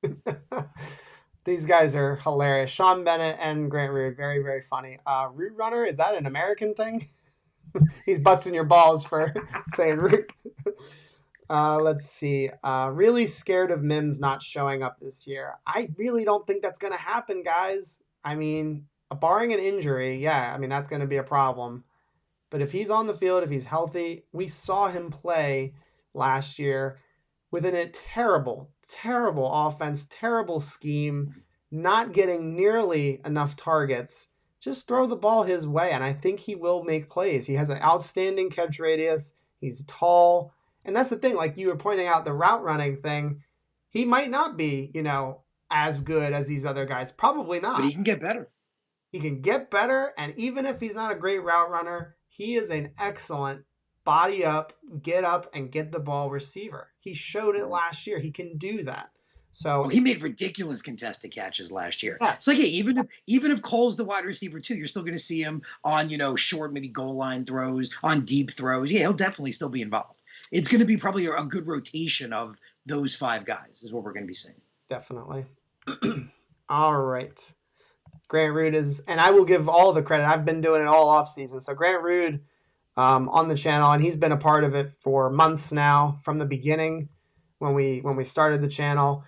And he was talking about Elijah Moore well before the draft. Guys, watch Elijah Moore. He's like, Elijah Moore's my boy. You got to look at the film. He's a beast. And he says, not considering... Good find, brother. So I don't think that we rule him out. I think he's going to, just like any receiver in the NFL, they do take time. It's kind of like an offensive lineman. There is definitely a transition and a lot to learn. Receivers, generally, not all of them, but generally they take time to get themselves in the NFL and to make a name for themselves. So I think Elijah Moore is going to make a name for himself very early. I just don't think at wide receiver, wide receiver 2. He might end up being the wide receiver 2 though by the end of the season. Once he gets going, I think there's no doubt, no ceiling for this guy. He is an absolute star in the making. I fully agree with you, Grant, on that. I mean, it's possible. I mean, the dude's got ankle-breaking speed and agility. So you love him in the slot and just on the interior there because of his ability to just get open. And the one thing I feel like was underappreciated about Elijah Moore as people talk about his catch radius, his ability. One of my favorite things about him was he doesn't lose speed when he makes catches or cuts in his routes. Like, there's just no speed loss. Like, this dude makes multiple cuts, catches the ball at top speed. It's really impressive. I mean, could he be a wide receiver too? I mean, a lot of people told T.Y. Hilton he was too small. So, I mean, it's possible, but I think most likely he's destined to be an interior guy. Yep. And I think he'll play a little bit on the outside, but definitely not. That's not going to be his primary role in the offense, I don't think, playing outside. I think that's one of those things where you'll throw it, at a defense every once in a while just to keep them off balance. But yeah. And my good friend Mike, who's on the Wednesday podcast, he has been saying that he can be like a Tyreek Hill. He's not saying he's as fast as Tyreek Hill, but a big play wide receiver, kind of like a Tyreek Hill. I think that's completely inbound. I bet Moore is pretty close. Yeah. I mean, I think he'll lose to Tyreek Hill, but it won't be by that much. Yeah, no. 4.3, 4.2 guy. I mean, it's literally a just a little bit of a difference there. So, and I think that Elijah Moore probably is a sub 4.3 guy, like not far off from a 4.2, I would imagine. So, all right, I'm all caught up on the chat. A couple of more battles we'll talk a little bit about, and then we can just kind of bullshit and kind of ad lib here. And I love it, man. Let's just talk about the Jets as long as we'll stay all night. We'll be here till midnight. We've got, so the running backs are next on my little list here. And I know you want to talk about cornerbacks. We will talk about. We can get to that. Yeah, we will. We will get to that for sure. So Michael Carter, that is, Ty Johnson, Michael Perine, Tevin Coleman. I'm not going to include Josh Adams. I do believe he will get cut. Do you agree, disagree with that? Here's what's crazy to me. Like, I look at last year at the running back production. I had a whole video take on it on Twitter. Like, Ty Johnson and Josh Adams were awesome last year. Like, if you look at their averages, they average high yards per carry, their catch yards per carry. Everything was great. Problem is they're getting one carry a game because the ball's going to 1,000-year-old Frank Gore. And we saw in the Raiders game what the two of them could do together. So, like, I always looked at Michael Perine as okay. He made it as a college power back. But the dude's barely 215. Like, if I want a power back, I prefer Josh Adams. Like, I honestly do. He's much bigger, stronger, just as fast, in my opinion. But at the same time, Robert Saleh called Michael Perine his power back. So it's very interesting there. Like, if it were me, I would have Perine as the guy on the outside looking out. I'd have Adams as that power back. Because, again, in that limited production last year, he was actually better than Ty Johnson, surprisingly. If you look at the numbers and the averages, he was better. So I feel like he doesn't get enough credit. But without question, the best running back on that team is Michael Carter. Like, I love Michael Carter. Like, I was saying it throughout the whole draft process when everyone wouldn't shut up about Javonte Williams. I'm like, are you looking at the other guy too? Because Javonte Williams had one more carry than Michael Carter, but Michael Carter actually had more yards and more yards per carry. In fact, he was the 4th best rusher in all of the NCAA last year. Like, I didn't get why everyone was just sleeping on him. Like, I was saying he's as good as Javonte Williams. And, he's 15 pounds lighter than Javonte, but he hits just as hard. He's quick. His best attribute by far, though, is his patience. He's got that old school patience you see in the backfield, waiting for gaps to open up, waiting for that hole to pounce and then hit it. But he's quick. He's agile. He's good in the pass catching game. I honestly said, just like Javonte, this kid could be a 2nd-round pick, if not a 3rd, the latest. Like, getting him in the 4th is just an absolute steal. So I view him as the best option. Otherwise, I mean, Tevin Coleman was really good with the 49ers. If he can stay healthy, he's an excellent receiving option. Ty Johnson was good last year. Again, I would have Josh Adams over Michael Perine, but it seems Robert Saleh likes Perine more. So it is a boring show tonight, guys. I do apologize. So there aren't a lot of people that are saying what you are saying and what I've been saying all off season, especially after the draft. I've never really been a big supporter of LaMichael Perine. I think oh shoot. Well, the way I look at LaMichael, it's funny. It's like I'm like, okay, you're right in the middle. Like you're a couple of pounds of muscle away from being a legit power back, and you're not fast enough to be a speed back. So like I even had to take in the offseason. I was joking around. I was LaMichael. What you got to do is you got to hit the gym like a champion and just like beast up and put on like 10 pounds of muscle, or you have to do agility drills and get faster because he's like right in that middle spot right now where I don't know. He's just not that fast. He's not that quick. But again, if I want a power back, I'm taking Josh Adams. Yeah, and that's what I've been saying is he doesn't really excel at any one thing. He's just a middling type of running back.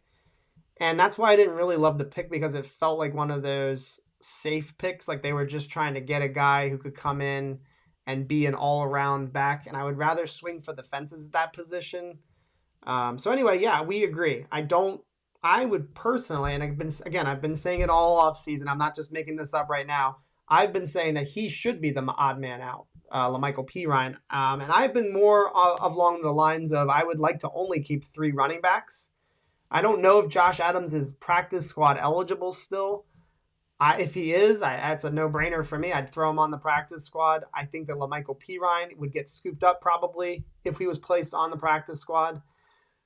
I really want Michael Carter and Ty Johnson to be the 1-2 punch as far in terms of running the ball. I think that Ty Johnson is, being slept on by a lot of people. And you pointed out the Raiders game. He was also pretty darn good against the Rams. He did a really good job catching the football. I think he caught like 6 passes in that game. So Michael Carter obviously will eventually take this job, I think. I think that's his job no matter what. But I really love the idea of Ty and Michael Carter playing together. And then you mentioned Tevin Coleman. I think that his role is crucial, and it's not just catching passes. I think that he needs to be the third down back early in the season. Not to say that Michael Carter or Ty Johnson or Michael Perine or any of these guys can't pass block, but I want somebody who has experience picking up the blitz in the NFL. And I think Tevin Coleman should get the third down reps at least through the first, 4 weeks or so of the season. Have him out there because he is a great threat receiving the ball, and you have to imagine he'd be great or at least better, with his pass protection and knowing where the blitz to pick up. What are your thoughts on that in terms of, him being? Well, I think like you said, it's boring because I literally said the same thing. Yeah. I think it was honestly, I've just been hearing more from Tevin Coleman in camp so far, but again, the pads aren't on. But right when we got Michael Carter, I initially looked at it as, okay, Michael Carter's going to want to be running back 1, but Ty Johnson and him can make an excellent combination together, and the Tevin Coleman would be a really good third down passing back specialist. I completely agree. Beautiful. Boring, but good, though. I like it when we agree. All right, great. That's easy.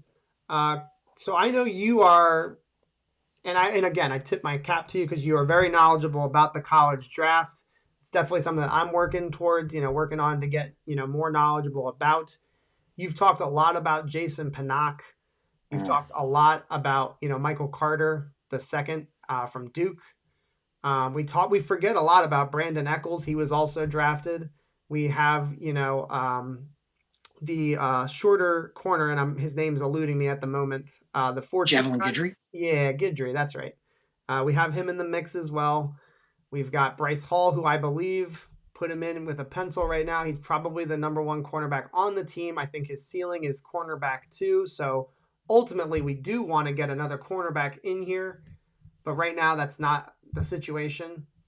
And then we also have Blasson Austin. What's your view on the cornerback battle? I think literally, aside from maybe Bryce Hall, it's like literally a 5-6 man battle going on right now at that cornerback spot. What are you seeing, and what do you think will ultimately happen? Yeah, no, you're right, and that's good. That's what you want to see. You want to see competition. If one of those guys can step up, then the cornerback spot is not looking as bad as we think. But I feel like the slot cornerback position is not getting enough credit because people are talking about how we're weak at the outside, but I think we're looking damn good in the slot. Again, we talked about, Guidry before.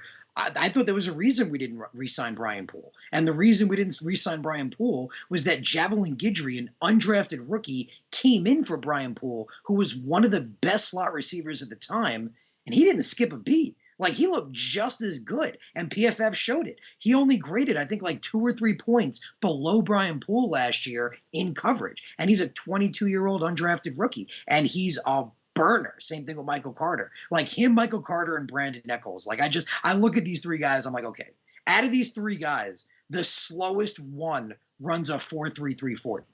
Crazy. Like, that's just insanity. Like that's not slow by any means, but that's the slowest of the three of them. Like, they're all just absolute burners. Yep. And we talked about Guidry, really stepping up last year. Michael Carter, he's looked like the guy throughout OTAs and minicamp. I thought, just like Guidry, well, he's a smaller guy that's very physical at the point of attack, extremely fast, but good specifically in man coverage, just like Guidry. So I think Michael Carter and Javelin Guidry are really an underappreciated combo for the interior of that field. I think the two of them can really be two excellent slot corners. And then we look at the outside, man, I was a huge fan of Bryce Hall. Like, the second we took him, like, Mackay was my guy. I wanted Mackay so bad. I was happy we got Mims, but arguably I might have been happier about Hall than Mims, because Hall was like my guy.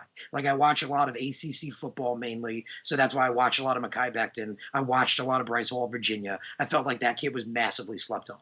Like, I was like, this kid has starter potential all over him. Like, I didn't think he'd be as good as he was last year, as quick as he was, but I was saying all the beginning of, you remember seeing it, all beginning of last season before he played, I was like, this kid's going to be good. Like, this kid is going to be a starter on the outside. And last year, in limited play, he looked like a CB1.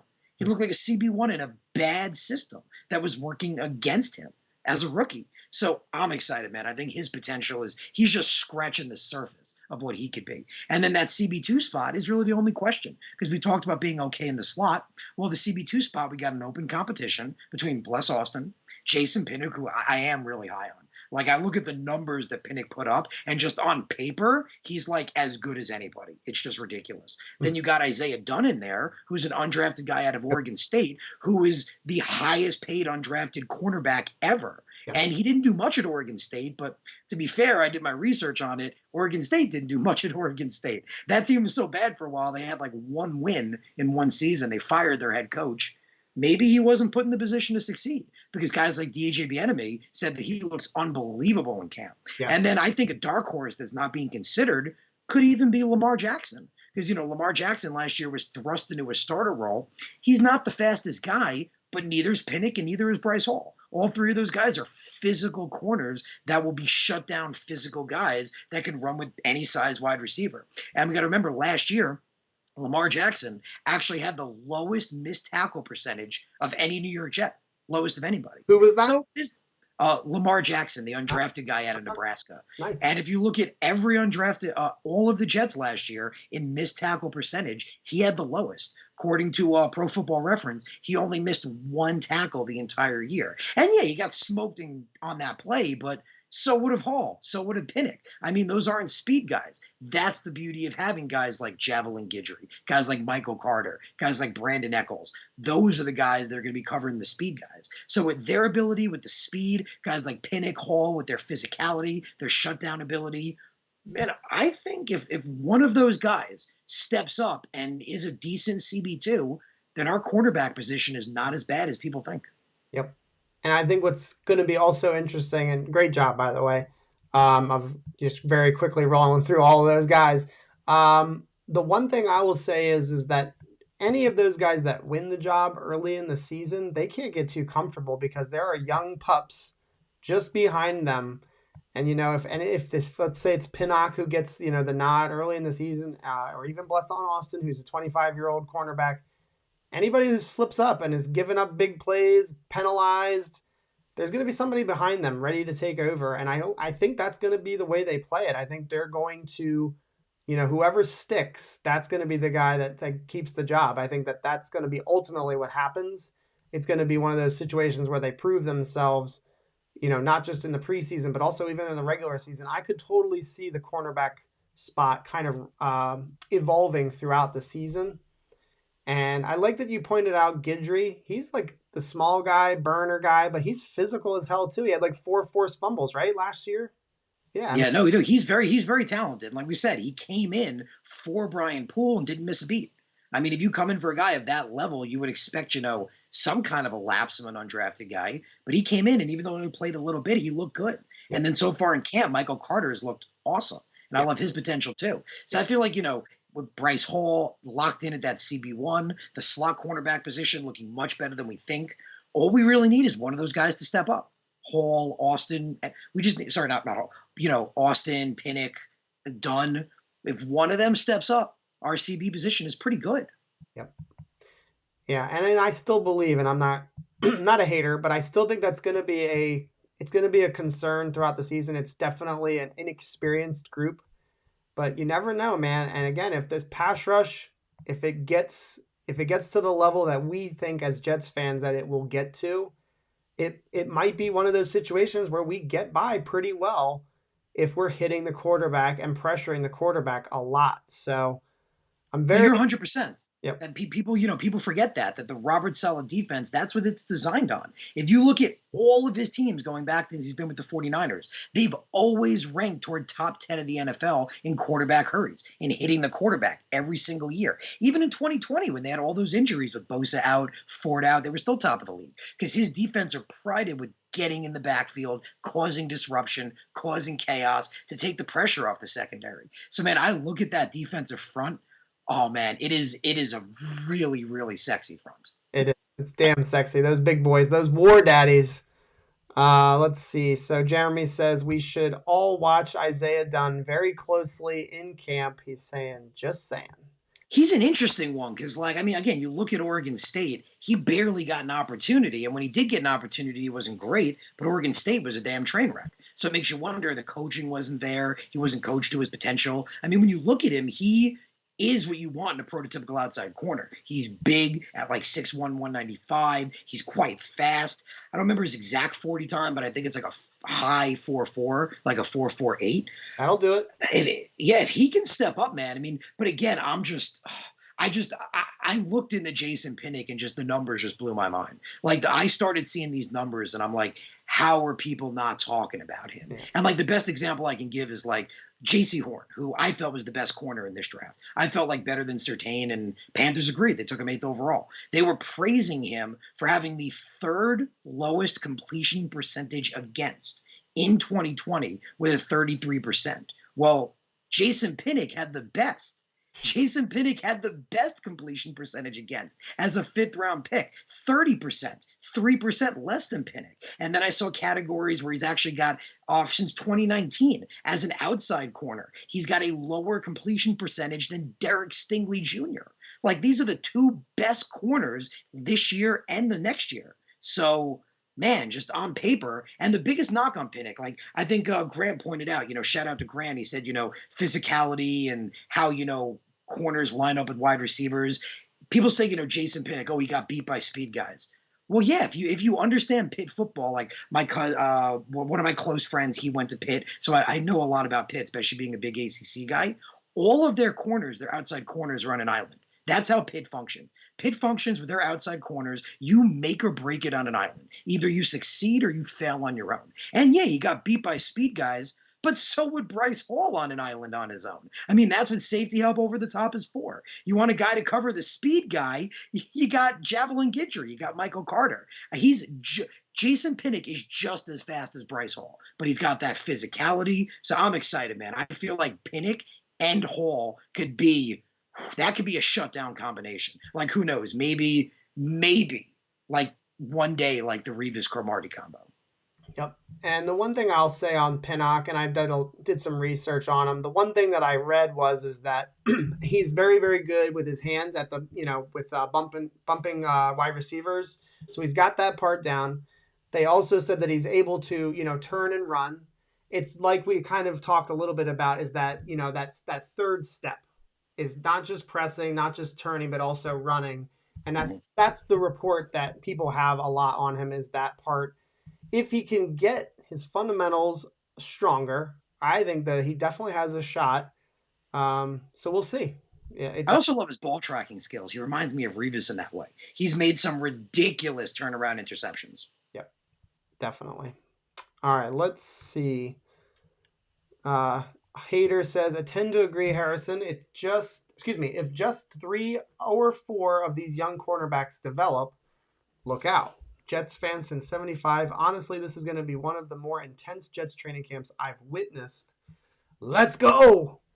He's right, man. I mean, there's so many battles. Like you said, I did when I had my episode, I literally I was like, oh, I'll be on for like 30, 40 minutes. Legit like hour, 50 minutes, an hour, 50-minute episode just going through all the battles because there's legit like 10 battles coming up in camp. Like this is exciting. And again, it's a great problem to have. We got all this talent, all these battles. Who's going to be the guys that step up? Who's going to take the jobs? Yep. And it's so different from any other offseason where Jets fans would get all tight in the pants because there was going to be a quarterback battle. I remember that so many times in years past. And that's not an exciting training camp. This is absolutely, unequivocally an exciting training camp for real battles all over the football team. They're not just at the quarterback spot. A couple of quick comments. Sean throws out there, he kind of reminds me of Sherman. Speaking of Sherman, Vern threw in there earlier. Vern, I'll have to disagree. So he says Sherman on a real cheap deal. Can Saleh make a wild dog sit? I mean, not only legal troubles, that's not just the only thing. I just don't think that that's going to happen. Or I don't even think it was going to happen before the legal problems. And now you've got this, this issue that arose not too long ago. I just don't see any NFL team biting on that right now. And it's unfortunate because Sherman's a hell of a cornerback in his time. He may end up having to sit for a year, and that could be the end of his career, unfortunately. He's 33 years old right now, I think. Yeah. I was on board with, considering him, earlier in the offseason. I would have been totally fine if they had brought him in as a veteran presence, like yada, yada, yada. I just don't see that as an option anymore. I think that's ancient history now.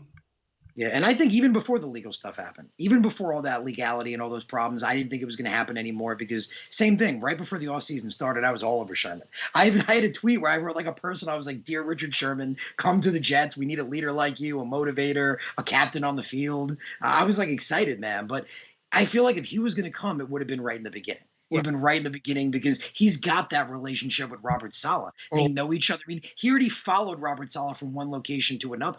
Yeah. So I feel like if he was going to come, it would have been in the beginning. Unfortunately, that ship sailed. Just like Tevin Coleman did. Tevin Coleman came over right away, and I think you're right. Absolutely. It would have happened already if it were going to happen. Another one that was interesting was, if he really felt like we were so weak at outside corner, I would have thought he would have brought in a guy like Ahkello Witherspoon because Ahkello Witherspoon was a free agent and he was one of his corners. But by not bringing him in, and again, it raises that interesting fact. Well, his defenses are formulated by not having the greatest corners. I mean, some argue Witherspoon wasn't as good as many say, but benefited from having that good front. So maybe Saleh felt, that these Jet young corners they have are just as good as anybody I could bring in. I could make them like Witherspoon, a better corner with better dominant pressure. Yep, definitely. Sherman and Pinnock are both 5th-round picks with 4.5 speed, drafted by teams with Robert Saleh on the staff. Listen, man, it's not likely, but how fucking kick-ass would that be if he turns right? That's why I love Pinnock to Bryce Hall, because Pinnock and Bryce Hall both also run a 4.5 speed, which is why it made me crazy when people were like, the biggest knock on Pinnock was he's getting beaten over the top. Well, I was like, well, do you get Pitt football? Because at Pitt football, he's on an island. Like, he doesn't have safety help. It's just him. And, of course, he's getting beat by speed guys. Bryce Hall would, too. Like, it's the same thing. They both run a 4.5. So, man, the two of them with safety help over the top, man, they could be really dominant physical cornerbacks. Yep. Name that we have not seen in the chat in a while, Kev Chata. It's good to see you, my man. Welcome back.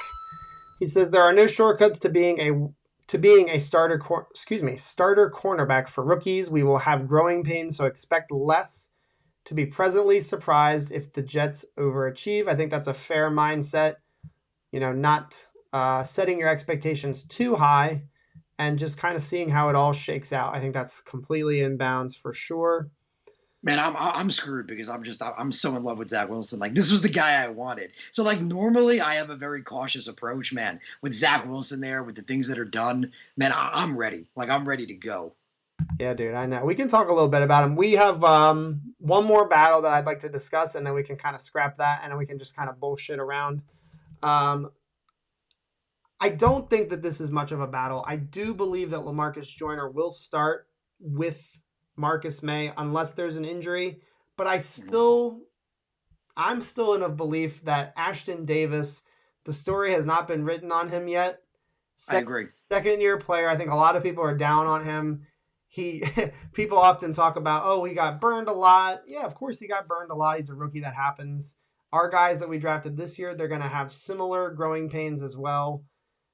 I like Ashton Davis, and I'm not really down on him. And I still love him as the third safety in this defense, and I still think he's going to have a role on the team, even if he is the backup safety. Talk a little bit about what you think with Lamarcus Joyner, Lamarcus Joyner, sorry, and Ashton Davis, competing the old vet versus the second year guy. I'm totally with you, man. I didn't understand why people were so down on Ashton Davis. I actually liked what I saw in a lot of instances. Like, for example, people don't remember in that Carolina game, man, he came off the edge there and he murdered Cam Newton. Like, he took a big physical quarterback that takes hits on the regular and knocked him out of the game temporarily. You mean Like, the he's a Patriots, right? sorry, Patriots. Yeah, It's okay. It's okay. It's I'm all going good. back in time. He Yeah, man, played. I'm Yeah, going he back played in for the time. Panthers. You didn't say the Cardinals. It's not 2011. No, He man, but yeah. blasted. He blasted him on that play for sure. But I just feel like, he's excellent in the box in that capacity, and he's not bad in coverage, but he's fast. Like, when we drafted him, like, this dude was a professional hurdle runner. Like, you watch this kid run in track, it's like watching Javelin Guidry run track. It's like everyone's running and then one dude just pulls ahead of everybody else. Like, Davis is just lightning fast. But I love the Lamarcus Joyner signing. Like, when we first signed Lamarcus Joyner, PFF pointed it out. They said, the majority of his career playing at slot corner, he hasn't been good. But when he exclusively played free safety, he had a 90.1 PFF grading, a 90 rating when he exclusively played safety his whole career. So my feeling was, I hope he's playing safety. Jeff Ulbrich confirmed it. In Flight 2021, Jeff Ulbrich said, we're going to be using Lamarcus Joyner exclusively as a safety. And that got me mad. That got me excited. Because again, we talk about he's just been so amazing in the NFL as a free safety, a roaming safety. He's been excellent at it. Now you put Marcus May there as the strong safety. We saw him last year doing everything. Good in the box, good in coverage, just good in everything. And now you have Ashton Davis if you want to run a three safety set. So I think Ashton Davis can be utilized. I personally do agree that I think Lamarcus Joyner, man, him and Marcus May could be what people thought Marcus May and Jamal Adams were. Like, that's what this tandem can be. Yes. But I just say don't sleep on Davis. Like, Ashton Davis is being slept on. There's still a lot of potential there. Again, boring show. Really, I'm never having you on again. We do agree a lot. So I'll just repeat myself. I think that Ashton Davis, as a third safety in this defense, has a ton of potential. He could be making some big plays in that role. And I think it's good for him. He's going to have some time to learn from some veterans. He's going to be able to, be put in positions where he might be blitzing a little bit more and give him a chance to make some plays, boost his confidence. I mean, I don't really see it as a bad thing that he's the backup right now. And people forget last year he was a top 5 safety in the draft. Like, when we drafted him in the third round, my reaction was, at the time, ironically, it was Marcus May that was supposedly on the chopping block. But I was like, well, if we're getting rid of May or Jamal Adams, this isn't a bad signing by any means. There's actually a good draft pick if we're getting rid of one of them. And we wound up doing it. So, yeah, he was a top 5 safety in last year's draft. Like Sean says, depth. Shouldn't be slept on, man. I mean, I like Joyner in that position, but Davis can come in 3 safety sets. Maybe he could play, we talk about those outside linebackers, Hamza, Nasirildeen, Sherwood. When they're playing at the line of scrimmage, they're really just box safeties. Maybe you could play Ashton Davis up there. That's the beauty of this. With these hybrid defenders, we have so many interchangeable people that can do so many things. Teams can't prepare for that. They can't scheme for that. Now, when you don't know if that safety's coming or dropping back in coverage, you don't know. Yep. And I was going to make another comment on Ashton Davis, and I cannot remember. Oh, yeah. So after this season's over, Lamarcus Joyner is on a 1-year contract. It's not impossible they bring him back. I don't see it likely they bring him back. But if they didn't, He would now be entering his third year. He'd have another season under his belt. And you have to imagine that he'd be ready to challenge for real for a starting role. And again, as a third round pick, if he plays as the third nickel this season, or excuse me, the third safety this season, and then ultimately becomes a starter, a competent starter, that's a great draft pick. Not every draft pick pans out, and that would be great. I think that would be an awesome little draft pick. Or So here's another interesting way to look at it. Ashton Davis is 24 years old right now. If he winds up being really good next year, that'll be when he's 25.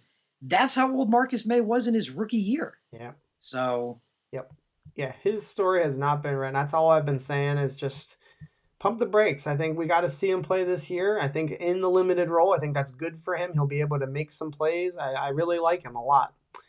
Jeremy says, man, oh man, what is the team going to look like after another pile of picks next year?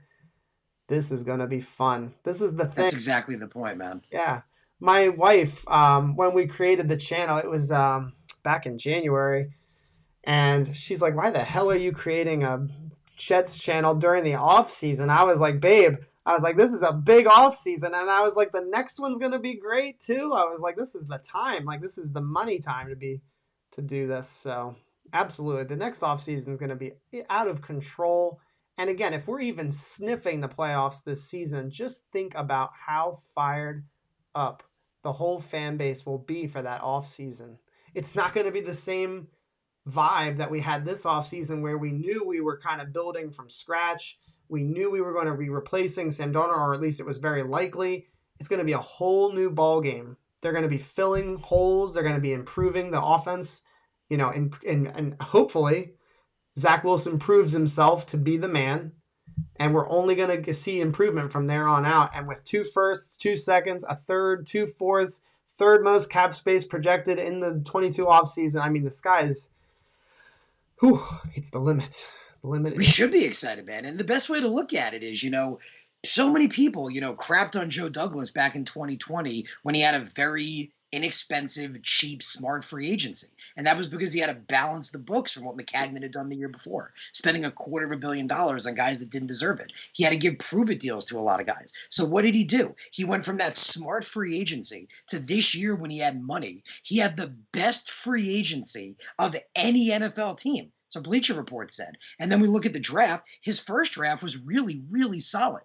This last draft, man, the franchise quarterback, potential Pro Bowler guard, best in the draft, superstar wide receiver, sleeper running back, all those defenders we talked about. I'm very convinced that, obviously not yet, but I think this last Jets draft could potentially be one of the best drafts in Jets history. And we look at that trajectory, going from his first draft to what he did this year, that first free agency to the best one now. We go into next year's draft, another great free agency, another whole mess of picks. Mm-hmm. Man, this is it. Joe Douglas is the guy. I've been saying it for a while. I've been saying it since the first draft. People are seeing it now. It takes time, but we're getting there. We're slowly and steadily moving up that mountain. Exciting. Yeah, and everybody in the chat's echoing it. Yeah, Kev Chatta, I think it's great. And that's the thing that I'm just so excited for. 7 months now, I have been creating content, streaming, and it's been zilch Jets football has taken place.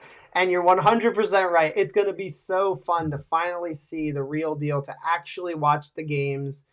No more speculation, talking real football. And that's what this whole thing is all about. And that's why there's so many Jets content creators out there, because this is the time. We're going to be actually talking real football here in just a few weeks, and not even a week.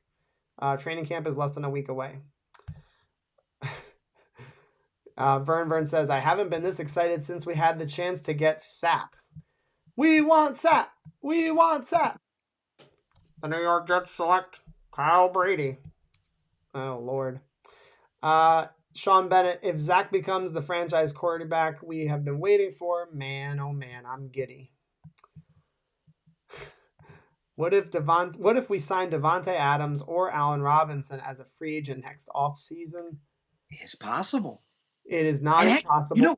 What's really exciting also is to think about, again, we talked about, Joe Douglas taking a team that went from, one of the most poor bankrupt teams to this year, we had the third most money of anybody. Even with all this money we've thrown around with Corey Davis, with Carl Lawson, with Morgan Moses, all guys that deserve it, we still have money.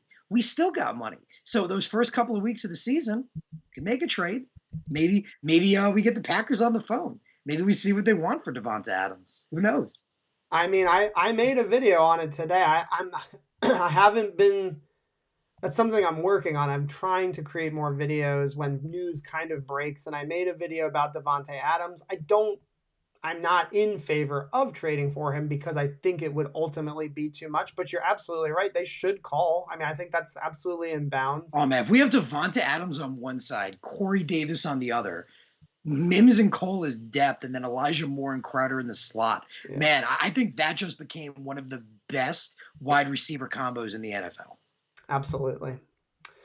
Let's see. Grant Rude says, super excited for the John and James pregame pep talks. James is going to be a Wednesday staple, actually. I'm going to be so I've got a Friday football special where I'm going to do breakdowns for the games coming up.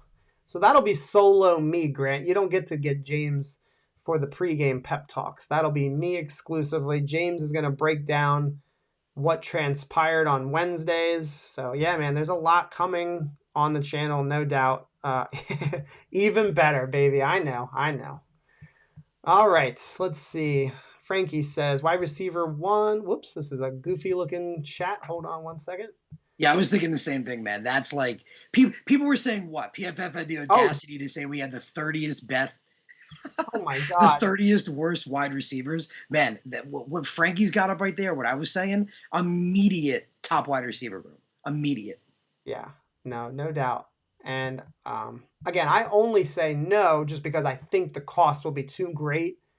And the only other big concern with Devonta I should say, you have to pay him. He's in the last year of his contract, and he's going to be asking for 19-20 mil per season. So, yeah, but he's also only 28. I mean, he should have a legit good 3 years of being like an all-star left, and we got the money. I mean, I'd pay him. I am not saying he wouldn't be great. He would be, and if they trade for him today, like right after this stream ends, I'll jump for joy, no doubt. Oh man, my heart might stop. Yeah. I don't know if I can take it. So I just say no, just because I think that the draft capital that they have would ultimately be surrendered. And I think it's just too valuable. It'd be a fun conversation. If Devonta Adams does leave Green Bay, does Aaron Rodgers walk away too? Because Rodgers has talked about not being happy in that situation. You just lost your wide receiver 1. Man, he might want to get the hell out of there. Yeah. And I honestly don't know what's going to happen with that. I think that a lot of people are just assuming that Rodgers is going to come back. I don't know about that. Rodgers, apparently, the rumor is he denied a 2-year contract extension from the Packers that would have made him the highest paid quarterback in the NFL. He turned it down, apparently, guys. What's funny with Aaron Rodgers, I just think it's hysterical. Like, you get all this all the time where people dissect what the player says. You don't have to dissect what Aaron Rodgers says. He's like one of the most straight shooters there are. Like, he tells you how it is. Like, if he's mad about something, he's like, yeah, this sucks, and this is why. So, like, he flat out said, he's like, you want to return? He's like, nope. It's like, okay. I don't see it working out very well. And if he does come back, that's going to be a very awkward situation. So, yeah, maybe Devonta is not willing to re-sign because of that, not really knowing what's going to happen. I saw Vera's comment, man. Whenever you want to have me back on, let's do it. Yeah, man, absolutely. The season is long. There are going to be absences. I'm sure we'll get you in here, no doubt. I would love to have you in for a Sunday because I have my buddy Chad. We're going to do live post-game, Jets talk. So essentially, we're either going to be jumping for joy on the stream, giddy like little children, or we're going to be crying like babies. So maybe we could get you on there for that. That would be a lot of fun, no doubt. So, all right, cool. Cliff did say he has a question.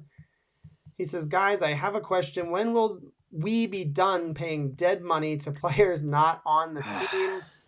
We It's the side effect of having horrific GMs. It's a side effect. That's what it is. I mean, we had John Itzik followed by McCagnon. We had literally a who's who of who could be a worse GM. It's crazy. Yeah, McCagnon with the Tremaine Johnson deal. I think that's the big one, right? The Tremaine Johnson contract Yeah. is the And one. here's like I remember I tweeted out when it happened. Like this is like the perfect example. Like Mike McCagnon gives like $70 million to Tremaine Johnson. The same time the Patriots gave about the exact same amount of money to Stephon Gilmore. Like that just tells you right there, you know your GM is a joke. Like, I mean, Stephon Gilmore is getting the same contract. Actually, I think Tremaine Johnson got more money, actually, if I think correctly, than Stephon Gilmore did. Even if it was equal, it's bad. It's a bad look. Shouldn't even be close to equal. Yeah. So apparently Frankie is saying that next off season we will be cleared of that. I don't know that to be certain, but if Frankie is saying it, I will just have to believe him. I don't know for sure. I do know we have a ton of money, and it makes sense that we would be cleared of the dead money because we did just sign some pretty big free agents. So the money must be coming from somewhere, and it's clearly coming from the dead money. That's great. That would be wonderful. And again, I know a lot of people get very irritated with Joe Douglas with the 1-year contracts. And I get it to a point, but at the same time, guys, it's so safe and it offers so much flexibility in the future. That's why he continues to do it, and that's why he's going to continue to do it. Yeah, like in 2020, everyone kept saying, the Pierre Desir signing was bad. It wasn't at all. It wasn't a bad signing by any means. Yep. You took a guy that the year before he was hurt, he was one of the better corners in the NFL, but he was hurt. So what do? You give him a 1-year deal. If he's good, he's good. If he's not, he walks. Well, he walked. Joe did it the same thing this year with Gerard Davis and Sheldon Rankins. Sheldon Rankins was supposed to be as good as Quinnen Williams, but that never happened. And Gerard Davis was supposed to be an excellent linebacker, and he's looked like a bust. Both of those guys have cheap prove-it deals. There's a chance either one or even both of them could get cut. It's very possible. Yep. And there's my my agent saying she 100% supports the channel and its development. Thank you, dear. Michelle being the trophy wife. Definitely. She said, Sean, that's my fantasy team name every year after John wins the fantasy championship. Trophy wife. She never wins. That's why she has to say that. All right, let's see. More serious note. So Grant Ridge saying that's done this year. No, we still have dead money currently. I'm pretty sure of that. Yeah, I don't know the exact amount, but I know Tremaine still got dead money and Le'Veon Bell still got dead money. Hold on a second. Got to stop the show. We got Robbie Oak.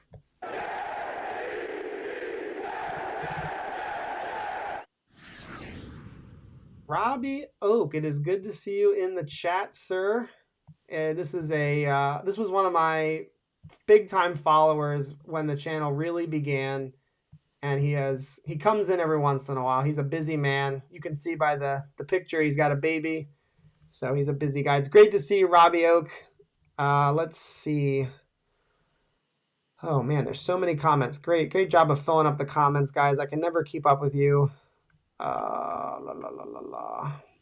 So Grant Rude says Douglas's true salary cap salary will be known by the 23 offseason. A lot of key players will have either signed or walked by then. True that. He needs to re-sign players in that offseason for sure. Quinnen Williams is coming up. If he does what we all expect him to do, which is to be an absolute freak of nature on the inside, no more 3-4 defense. He's a one-gap penetrating son of a bitch in the middle. I think he's going to be a boss this year, and I think that he will be double-digit sacks. I think that a lot of people are projecting Carl Lawson to be that double-digit sack guy. He hasn't done it yet. He has that potential. My prediction is he'll be just shy, like 8.5 sacks, something like that. But I don't know, man. I mean, I look at the numbers of what Carl Lawson has done. I mean, it's just like I was the same way when we first signed him. I looked at the sack numbers, and he wasn't the guy I was the highest on. But then I decided to dig deeper than the sack numbers, and I was like, man, this guy is a top edge rusher, like as good as anybody.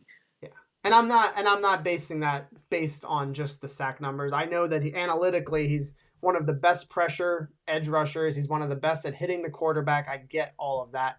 I'm only just making a prediction. It has nothing to do with the sack numbers. So Quinnen Williams will eat this this season.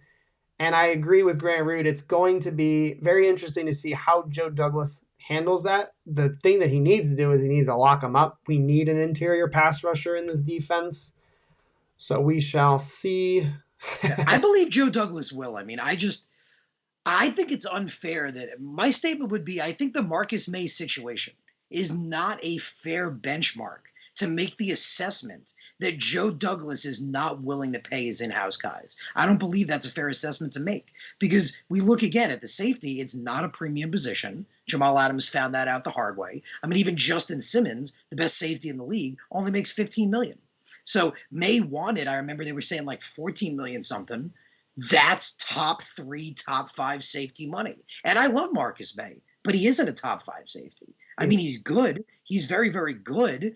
And again, we come at it, safety not being a premium position, and we want Joe Douglas to do what's in the best interest of our team. And the best interest right now, he's on the tag. The guy's making his money. He's going to be here, no doubt. And you look at him on paper, he had injury problems his first 2 years, and last year he was awesome. Let's see if he can be just as awesome again, and then you can pay him. You can pay him at the end of next year. Or if you want, you can even tag him again. If he's just as good as he was this year, tag him again. Now you have him locked down till he's 30. Because again, he's old for a guy going into his first contract. So I just feel like there's this stigma on Twitter where people are saying, oh, Joe's not going to pay his guys. I don't believe in that. The way I'd look at it is guys like Quinnen Williams, guys like Mekhi Becton. Becton should have been a Pro Bowler last year. If Mekhi Becton plays the next 3 years at the level he did the first year, I don't have a doubt in my mind that Joe makes him very wealthy.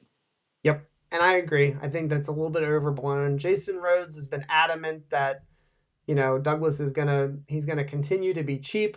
I don't think we can make that assessment yet.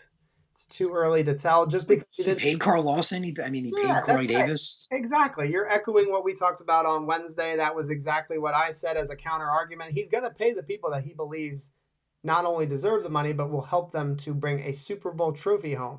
Because that's what we're talking about. And I think that's been the issue, the stigma of because of May, this has been, the rhetoric. But I got to say, Jason, I don't agree. I think, if he doesn't re-sign Q, it's because he drafted somebody just as good as Q.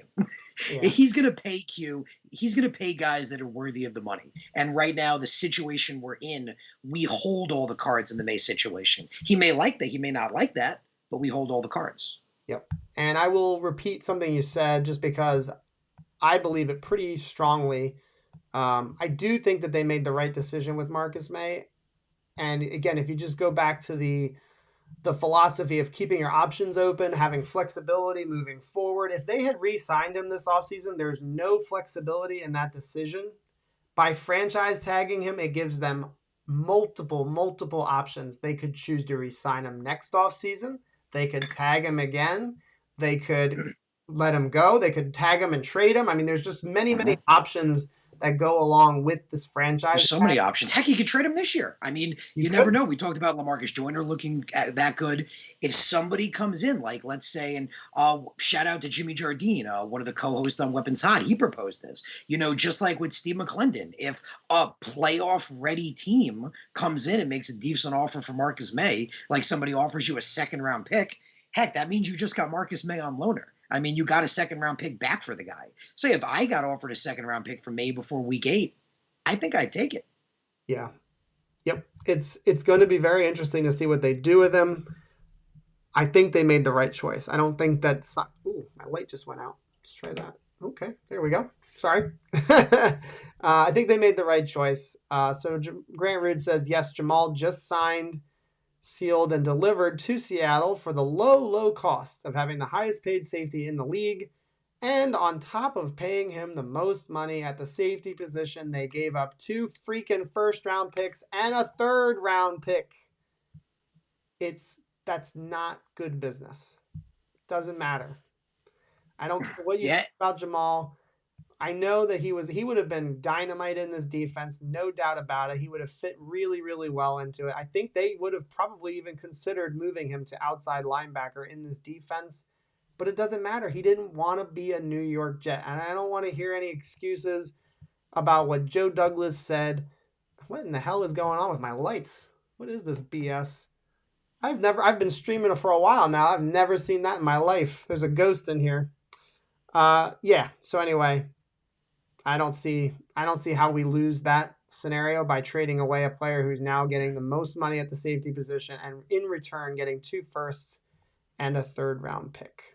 And I expected that to happen. Like, everyone was like, oh, maybe they won't re-sign Jamal Adams, which would be hilarious because then they basically traded away 2 firsts to loan and borrow Jamal Adams. But they had which I did. That's the point. I didn't think that was going to happen. I was like, unfortunately, they did this to themselves. They put themselves in this situation by trading what they traded. I mean, forget even just, the value of him alone. Like, you want to talk about how great Joe Douglas is with trades. Joe Douglas got more for statistically the worst starting quarterback in the NFL than the Atlanta Falcons got for a Pro Bowl future Hall of Fame wide receiver. Yep. Like, this man he always wins in trades. Like, it's amazing. And the fact that he got 2 firsts for Jamal, just unbelievable cleaning up. But also, it put Seattle in a position. They had to pay him. You can't not pay him. Right. Like, if you don't pay him, can you imagine that story? Like, you traded away 2 firsts to have Jamal on loaner for 2 years. Like, they had to make him the highest paid safety in the NFL. They didn't have a choice. Oh, man. Oh, I like that. That's fun. That's a good one. I like that. That's a good one.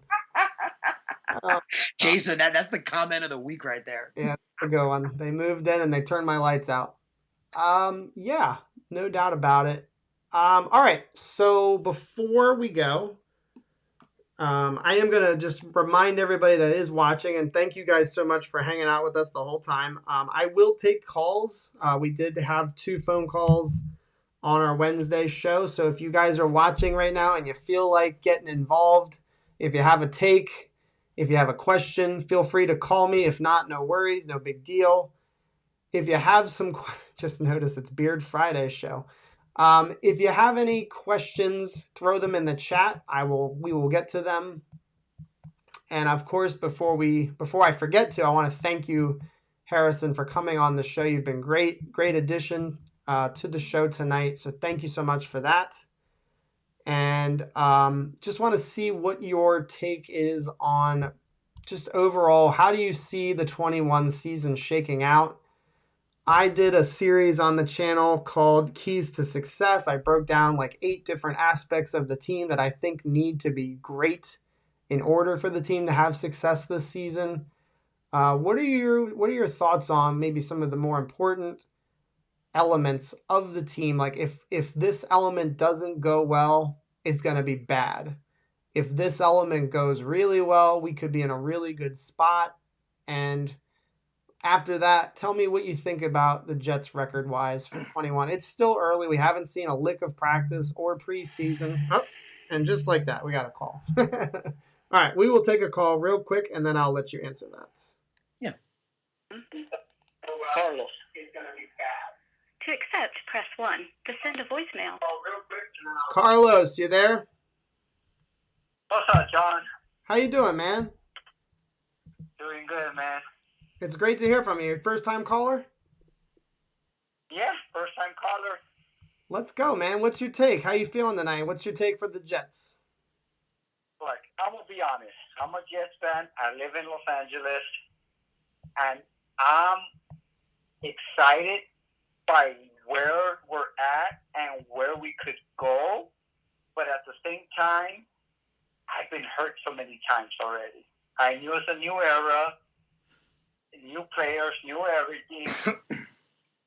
I'm just one of those guys that show me, and then let's go from there. I think you make a great point, and you're absolutely right. Like, there's not going to be too many Jets fans that'll disagree with that take. We've all been burned. It's like a bunch of nerds that have been dismissed by the hot girl at school too many times. We can't get over it. It's the same feeling every time. So you're saying that you're optimistic, but you're also cautiously optimistic. What's maybe one of the factors on the team right now that's making you feel that you need to be cautiously optimistic? Is it maybe the youth on the team? Is it maybe the inexperience of the coaching staff? Like, what has you cautious right now? Oh, just exactly what you said. I love the satire. I love the draft. I was a big fan of Joe Douglas moving up and getting AVT. You know, you can't put a price on that. A lot of people forget that the Vikings didn't have a second round pick. So I'm pretty sure the Vikings wanted the Jets' second round pick, and Joe Douglas told them, "I'll give you 2/3, and you give me your 4th." So that alone right there is a big move. But just overall, the one thing I would say is that, you know what, even though Jets fans, you know, we may disagree with some things, but we all come together when it comes at the end. I am a big Joe Douglas fan, you know, and I understand that he's putting the business side. Forget your feelings. Forget that. This is what we need. We need to move forward as a business. He's making the right decision, and he's not going to overpay. Just like earlier, there was rumors that the Jets had talks with the Bears for for the backup quarterback. Joe Douglas knows when to move and when to stay put. You're absolutely right, man. I love the things that you're saying. Have you been watching the show before and you've not called? Oh, yeah. No, this is the first time calling. Yeah, I always been watching the show. I watch your show. I watch everything's show. I appreciate that. You reached out Appreciate you, on Carlos. Twitter, so that's what made me a fan. You reaching out to people. Yeah, man, that's what I'm all about. Collaborating. You know, I've been been in touch with Jake Asman. I've had things with Harrison now, Green Bean. So yeah, man, I'm all about that. That comes from me being a teacher. I just want to involve people. I thank you so much for calling, dude. I hope you call again. We're going to be on a little bit of a break here because I'm going to be on vacation. But once the season comes, man, come on back and give me a call. I would love to hear from you again. Oh, I will, man. Appreciate that, man. Yeah. And can't wait for training camp. Yeah, and dude. Let's see what that could do. Yes, dude. Absolutely. Have a great night. Thank you so much for the call, dude. All right, you too, John. All right, take care, brother. Later. Yeah. I appreciate you tuning into my podcast too, Carlos. I appreciate that. Yeah. And you made an excellent point, Carlos, about AVT. Like, I couldn't believe how many people were complaining about how much we gave up. Like, if you're complaining about that, it's because you don't know who AVT is. Like, AVT is at the caliber of when the Indianapolis Colts took Quentin Nelson, when the Washington football team took Brandon Scherf. Like, that's the quality of interior offensive linemen we're talking about here. Dominant in the Pac-12, always the top guy in pass and run blocking, had a pass block rate of 92.8 last year. Like, this kid is unbelievable. He has potential Pro Bowler written all over him. Like, I'm convinced that rhetoric and people saying, you know, oh, we gave up 2 third-round picks, that's eventually going to change. Give it halfway through the season and maybe end of the season, it's going to be that's all you gave up. Like, that's all you gave up to be able to move up and get a player of that caliber. Yeah. And then still get Elijah Moore in the second round. Yeah. I think it's so funny. I see that on Twitter every once in a while from fans all across the NFL, and they talk about, oh, the Vikings, they won that trade. And I think it's so hilarious. We don't know who won that trade, but by right now, you just have to forget about what was given up. Forget about what was given up. You laid it out perfectly. Beast in college, versatile. He played tackle, he played guard, and a monster at both positions. Forget about the compensation though, and just remind yourself, we have a rookie quarterback coming in, and we are not going to fuck it all up again by not protecting our quarterback. It would have been such a disappointing draft if we had not aggressively gotten an offensive lineman. And there were multiple that we could have selected. I know that. We could have taken one at 23. We could have taken one at the early second round pick. There were guys to be had. So I'm not saying that if we hadn't gotten AVT that it would have been a bust of a draft. But the fact that we got the best guard to line up, we got another call, to line up next to Becton is just a home run. It's an absolute freaking home run. From Jason. To accept, press 1. To send a... Jason. Long time no hear, brother. Yeah, it's been what, 2 days? Yep, 2 days. That's right. Oh, I just have to. I couldn't type fast enough. I just couldn't. There's no way you cannot compare the AVT trade to the Colts Nelson trade. It's not even close. They're not on the same page. It's not even in the same book. He's not comparing. Harrison was not comparing the trade. He was comparing the player to the player.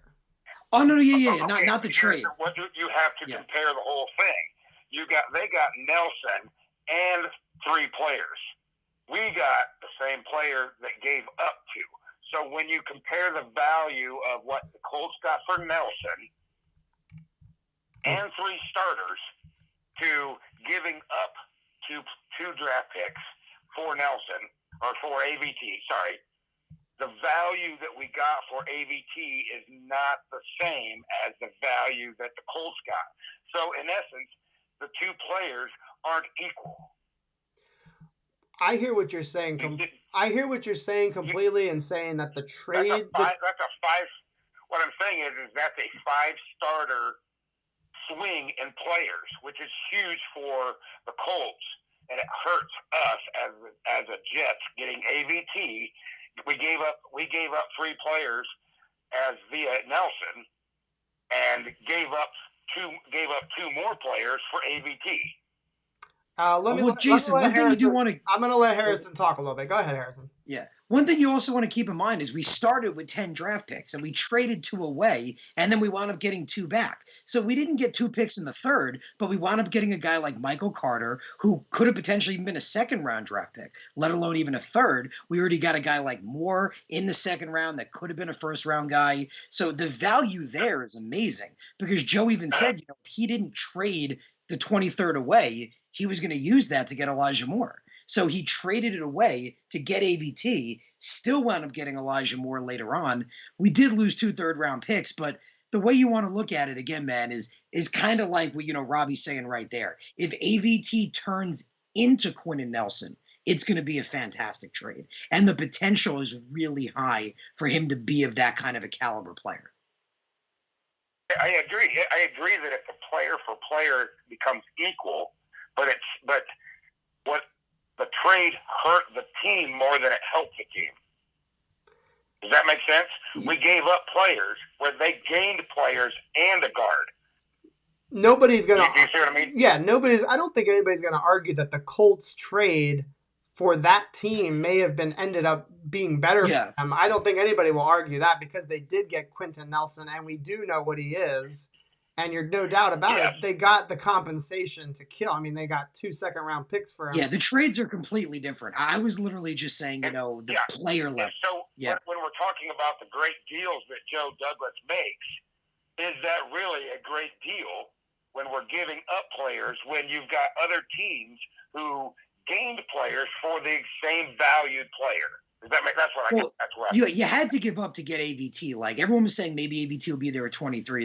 There was no chance. That was not going to happen. Yeah. I was literally saying on Friday when I was live on Weapons Hot during the draft, right before the trade, I was saying that pick, like where the Chargers were, where the Vikings were, the Cardinals, that 13 to 16 range, they all needed interior offensive linemen. I knew that's where he was going to go. So Joe trading up to get him, I mean, I figured he was a top 15 guy. Joe even doubled down and said that he's a top 10 player. So if you think about it, trading up 2 third-round picks to move up into the top 15 to get a top 10 player that has the potential to be a Pro Bowl guard, especially when your goal right now is to protect your quarterback and give him weapons. And again, even though we traded up to get AVT, still got Elijah Moore, still got Michael Carter. I mean, I honestly, I couldn't be happier with the top of that draft. I guess what I'm saying, I believe that AVT could be on the Nelson level. That's not the discussion. The issue is Joe Douglas's trade. What he's doing with our players, whether it be Adams or whether it be May or whether it be Robbie Anderson, those type of players, and then now we're giving up players to get an equal valued player that other teams seem to be able to get plus draft picks. That doesn't seem like a good, smart move for us as a team. Well, and I'll interject here, and then I'll give you another shot, Jason, before I kick you off here. The only thing I'll say is you're not forgetting it, but the biggest reason why that trade is such a good trade, and I get what you're saying, you're losing, draftable players. You have to remember that they are trying to make sure that this quarterback is successful and that he has a pocket to step up into. And by landing Elijah Vera-Tucker, it gives our offense a chance to be not just good. It doesn't give him just a chance to be an okay quarterback. It gives our offensive line a chance to dominate the line of scrimmage. And I really believe that the left side can be dominant for a long time. Yeah, and not just that, no draft pick is a done deal. No one's a guarantee. And if you look at last year, we had 2 third-round picks this year. Well, last year in the third round, we took Ashton Davis and Jabari Zuniga. And Zuniga's right now buried in the depth chart, and we said Davis may not be a starter. I mean, if I had to trade away Ashton Davis and Jabari Zuniga to get someone of ABT's quality, I totally would. And that's 2 third-round picks. You don't know, probably they might have taken Michael Carter with one of those picks, which is kind of funny that they were still able to get him in the 4th, which is what's so amazing. But, man, just if you watch ABT play, there's a reason he went that high, and you need to trade up to get players like that. So basically the way you want to look at it is Joe Douglas walked away with 2 of the best players in this entire draft with Zach Wilson and Alahia Vera-Tucker. All right, there's a lot of good. Nobody can argue that. I 100% agree with probably the 2 best players on the offensive side of the ball went to the Jets this year. Yep. Thank you so much, Jason, for calling, dude. Maybe the 3. Awesome talking to you, man. We could be talking about a lot, more being in that. So we could have 3. So we'll go with that. All right. Thank you so much, Jason, for calling. You have a good night, man. Call again sometime. All right, man. Oh, yeah. Take it easy, brother. Later. He has been on the channel many times. He's been a part of the channel for a long time. Thank you for calling, Jason. There's a lot of chat to get to. And then I think we'll start to wrap up. I do want to hear – I asked you a question before he called, and I do want to get to that question. You might have to ask it again because I don't think I remember. Nope. It's all good. It's all good. It's been a while now. So let's see here. The first one, it says, Kev Chatta, he says, I always want more bullets to hit the target, so I would have not done the trade, but we have to move on for now. And so yeah, but the way, I feel like the best way you got to look at it again is you want more bullets to hit the target, but if something is considered much more of a sure thing bullet, that's the difference. Again, AVT is I don't want to call anybody a sure thing, but he's the closest thing in this draft next to Penei Sewell as being a sure thing. Yep.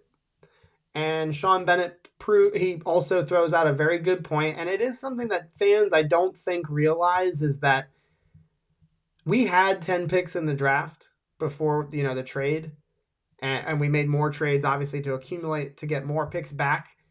If we had kept those 2 third-round picks, and if we had made the same maneuvers later in the draft to get more late-round picks, we would have had it would have been too many players that were drafted. You can't have, 12, 13, 14 players drafted, and then the following year you have the draft picks that you have. There's not enough roster space for all of these players. And so ultimately what happens is by having a surplus of picks, not only in the 21 draft, but also in the 22 draft, you can play the board. And that's the whole reason why Joe Douglas has talked about having draft picks, because it offers flexibility. And there's always the option to trade up. There's always the option to trade back. And that's the beauty in all of it. By spending those 2 third-round picks, it should be in the rearview mirror. We have so many premium picks in the 22 draft. There's no concern. And like you said, we traded back. We started with 10 picks. Even with trading up, we still wound up with 10 picks. Exactly. And like we said, there's no sure thing with any draft pick. If AVT winds up becoming, like Nelson, like Scherf, one of the best offensive guards in the NFL, then 2 third-round picks to trade up and get one of the best offensive guards in the NFL isn't even enough. It's not enough. And then you factor in, getting a 4th in return. Yeah. No, I was not initially when the trade happened, I was skeptical because I was sitting there saying to myself on draft, and I want as many picks as I can. And then once the draft pick was made, once they selected AVT, It was a no-brainer because, again, they're Oh, the second they trade up, I lost it. I went, no. Like, if you guys want to check it out, it's because I said we were live during it. You can watch. Like, we're all talking, and then all of a sudden I look up, yeah. and I just freak out because I knew in that moment, like, I knew he's trading up for AVT. Like, that's it. Yep. All right. Robbie Oak says, got to trust JD. Said from the start, got to believe in JD. Where is my nervous emoji? All right. All right. We will go back to my question, and then we will move on. Grant Rude did say this is an excellent point. Potentially gaining 22 rookies in 2 years for a 53-man roster with multi-year contracts already in place. Yeah, you run out of. I like the sound of that. You run out of space, and again, having all of those picks, it's an opportunity to have flexibility. You can trade for a player. You can trade up in the draft. It just gives you options. And so next draft, next offseason, it wouldn't shock me at all in the least if we package a second rounder and one of the first rounders and bump up. Because why not? We'd still have 2 first-round picks. If we move up, man, I want Derek Stingley Jr. That's what I want. Unless Jason Pinnock, which becomes exactly what I think he could be, then I would love to move up to get Derek Stingley Jr. Yeah, everybody's talking about him in the chats that we've been doing. They've been, asking me for my take. I'm going to be watching him in the fall, and I'm going to be paying close attention. He's the guy that everybody is chatting about. But yeah, the flexibility is there. It was there this year, and it will be there next year. All right, last question of the night. We'll put a beautiful bow on top of this lovely stream that we've had. My question was, what? I don't even remember either. Basically, I think I remember now. You were asking about the record and like the expectations. Yeah, so I think what I'd said was what element of the team, if it's poor, what element do you think would be like catastrophically bad if it's bad? And then same vice versa, what element do you think of the team needs to be exceptional for them to have great success in 2021? And then ultimately, I'd love to hear just a guess on prediction for a record. It's too early to really say. I think that after the preseason is the best time for that, but I'll let you take a swing. Well, what's funny about that is, the biggest potential pitfall and also the biggest potential great aspect are actually one and the same. And that one and the same is our rookie quarterback, because we have a rookie quarterback behind the center, and it's going to be made and broken by him. He's going to be either the reason we succeed or the reason we fail. So that's really where it is. I mean, if anyone can really screw it up, I don't think it will happen, but it could be Zach Wilson not looking good. And the opposite would be Zach Wilson being great, which is what I really do expect. From what I've seen in my tape, my eval of him, this is the guy I wanted. This is the guy I wanted for a long time, back when even people wanted other ones like Justin Fields. I love Zach Wilson. I really believe he can be the guy. But if anyone controls the fate of this team, good or bad, it is 100% your rookie quarterback. Like, everyone else matters, but he's the general of that team. He's going to impact whether things go bad or good, which is kind of why when it comes to the expectations of the team, I think it's so interesting that, like, on Twitter and things, we've seen 2 totally different ends of the spectrum. Like, we've seen the people that are like, they get how great Zach Wilson can be. They see how amazing this team has been built, great free agency, great draft. They're like 10 wins, 11 wins. We're going to the playoffs. Then we have people on the other end of the spectrum saying, it's the same old Jets. We got to see it. I'm kind of in the middle. Like, my take is I believe that big win is possible. Like, I totally believe in Zach Wilson. And again, we have a rookie head coach, rookie coordinator. They can't be ready for us in the beginning. They can't prepare for us because they've never seen this before. Right. So if we come out quick and we punch teams in the mouth, we come out strong, we could start this season 3-0. I think we could definitely start this season 3-0 before we go to Tennessee, where we're probably most likely going to lose. But we can definitely start the season 3-0. So if Zach Wilson looks as good as I expect him to be, the team's grooving together, all these guys are really, Elijah Moore is coming on, Corey Davis is coming on, the defense is looking great, they're all jiving. Yeah, this could be a 9, 10, 11-plus win team. And if the Jets make the playoffs, my take is automatically Robert Saleh's coach of the year. Yeah. If the Jets make the playoffs, that's just a lock that he's automatically the coach of the year. But like we were saying, it's a rookie quarterback, rookie head coach. Rome wasn't built in a day. At the same time, I feel like 6 to 8 wins is more realistic. And if that's the case, for me, I just really want to see progression. I want to see that the team is moving in the right direction. Zach Wilson's looking better week after week, making better decisions, better reads, better progressions. The team is gelling well together. As long as we're moving in the right direction, then I'm okay with the middle of the season record. I don't think we're going to have less than 6 wins because, I mean, last year we fell ass backward into 3 with Adam Gase. So I feel like we could definitely at minimum get 6. But, man, if we come out of the gate gangbusters and Zach Wilson's everything we expect him to be and this team is grooving, this could be a 10-11 win, maybe playoff team. Yep. I've been saying, I've said 7 and 8 wins, and I'm pretty stuck on 8 and 9. That's kind of my prediction. I don't know if that makes me like, a cheap out, like a cheapskate for picking like a middle ground, but I really do feel confidently that they are going to be competitive. And I do think there are going to be games where they dominate other teams, especially in games where the line for the opponent is not strong enough, because I still feel like we are a B+, A- in the line department. I think our offensive line is going to kick some ass in a lot of games. And I also feel like our defensive line is going to punch people in the mouth. And I think so you had talked about Zach Wilson. My take right now is if our lines are bad, like if our pass rush doesn't live up to what we believe it can be, we're going to have problems. And Braden, he kind of mentioned that earlier. If our offensive line does not protect Zach Wilson, if there's injuries at the offensive line and, if they're not opening up running lanes and getting, big plays in the running game, that's going to be catastrophic, I think. And it would ultimately lead to us losing. Like you said, you don't think less than 6, and I don't either. I think that is the bare minimum for me. But if those things do not go well, I think it's a scary season up ahead.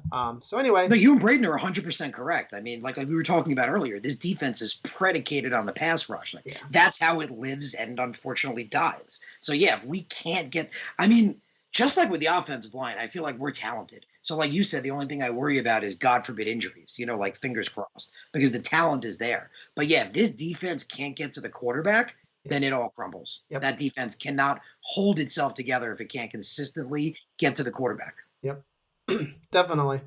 All right.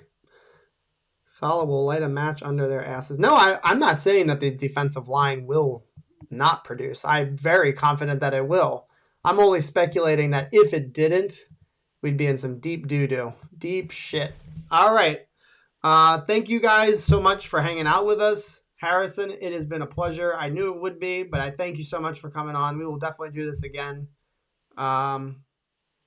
Stay tuned for videos. I am going to be posting a video tomorrow and on Sunday, training camp battle videos.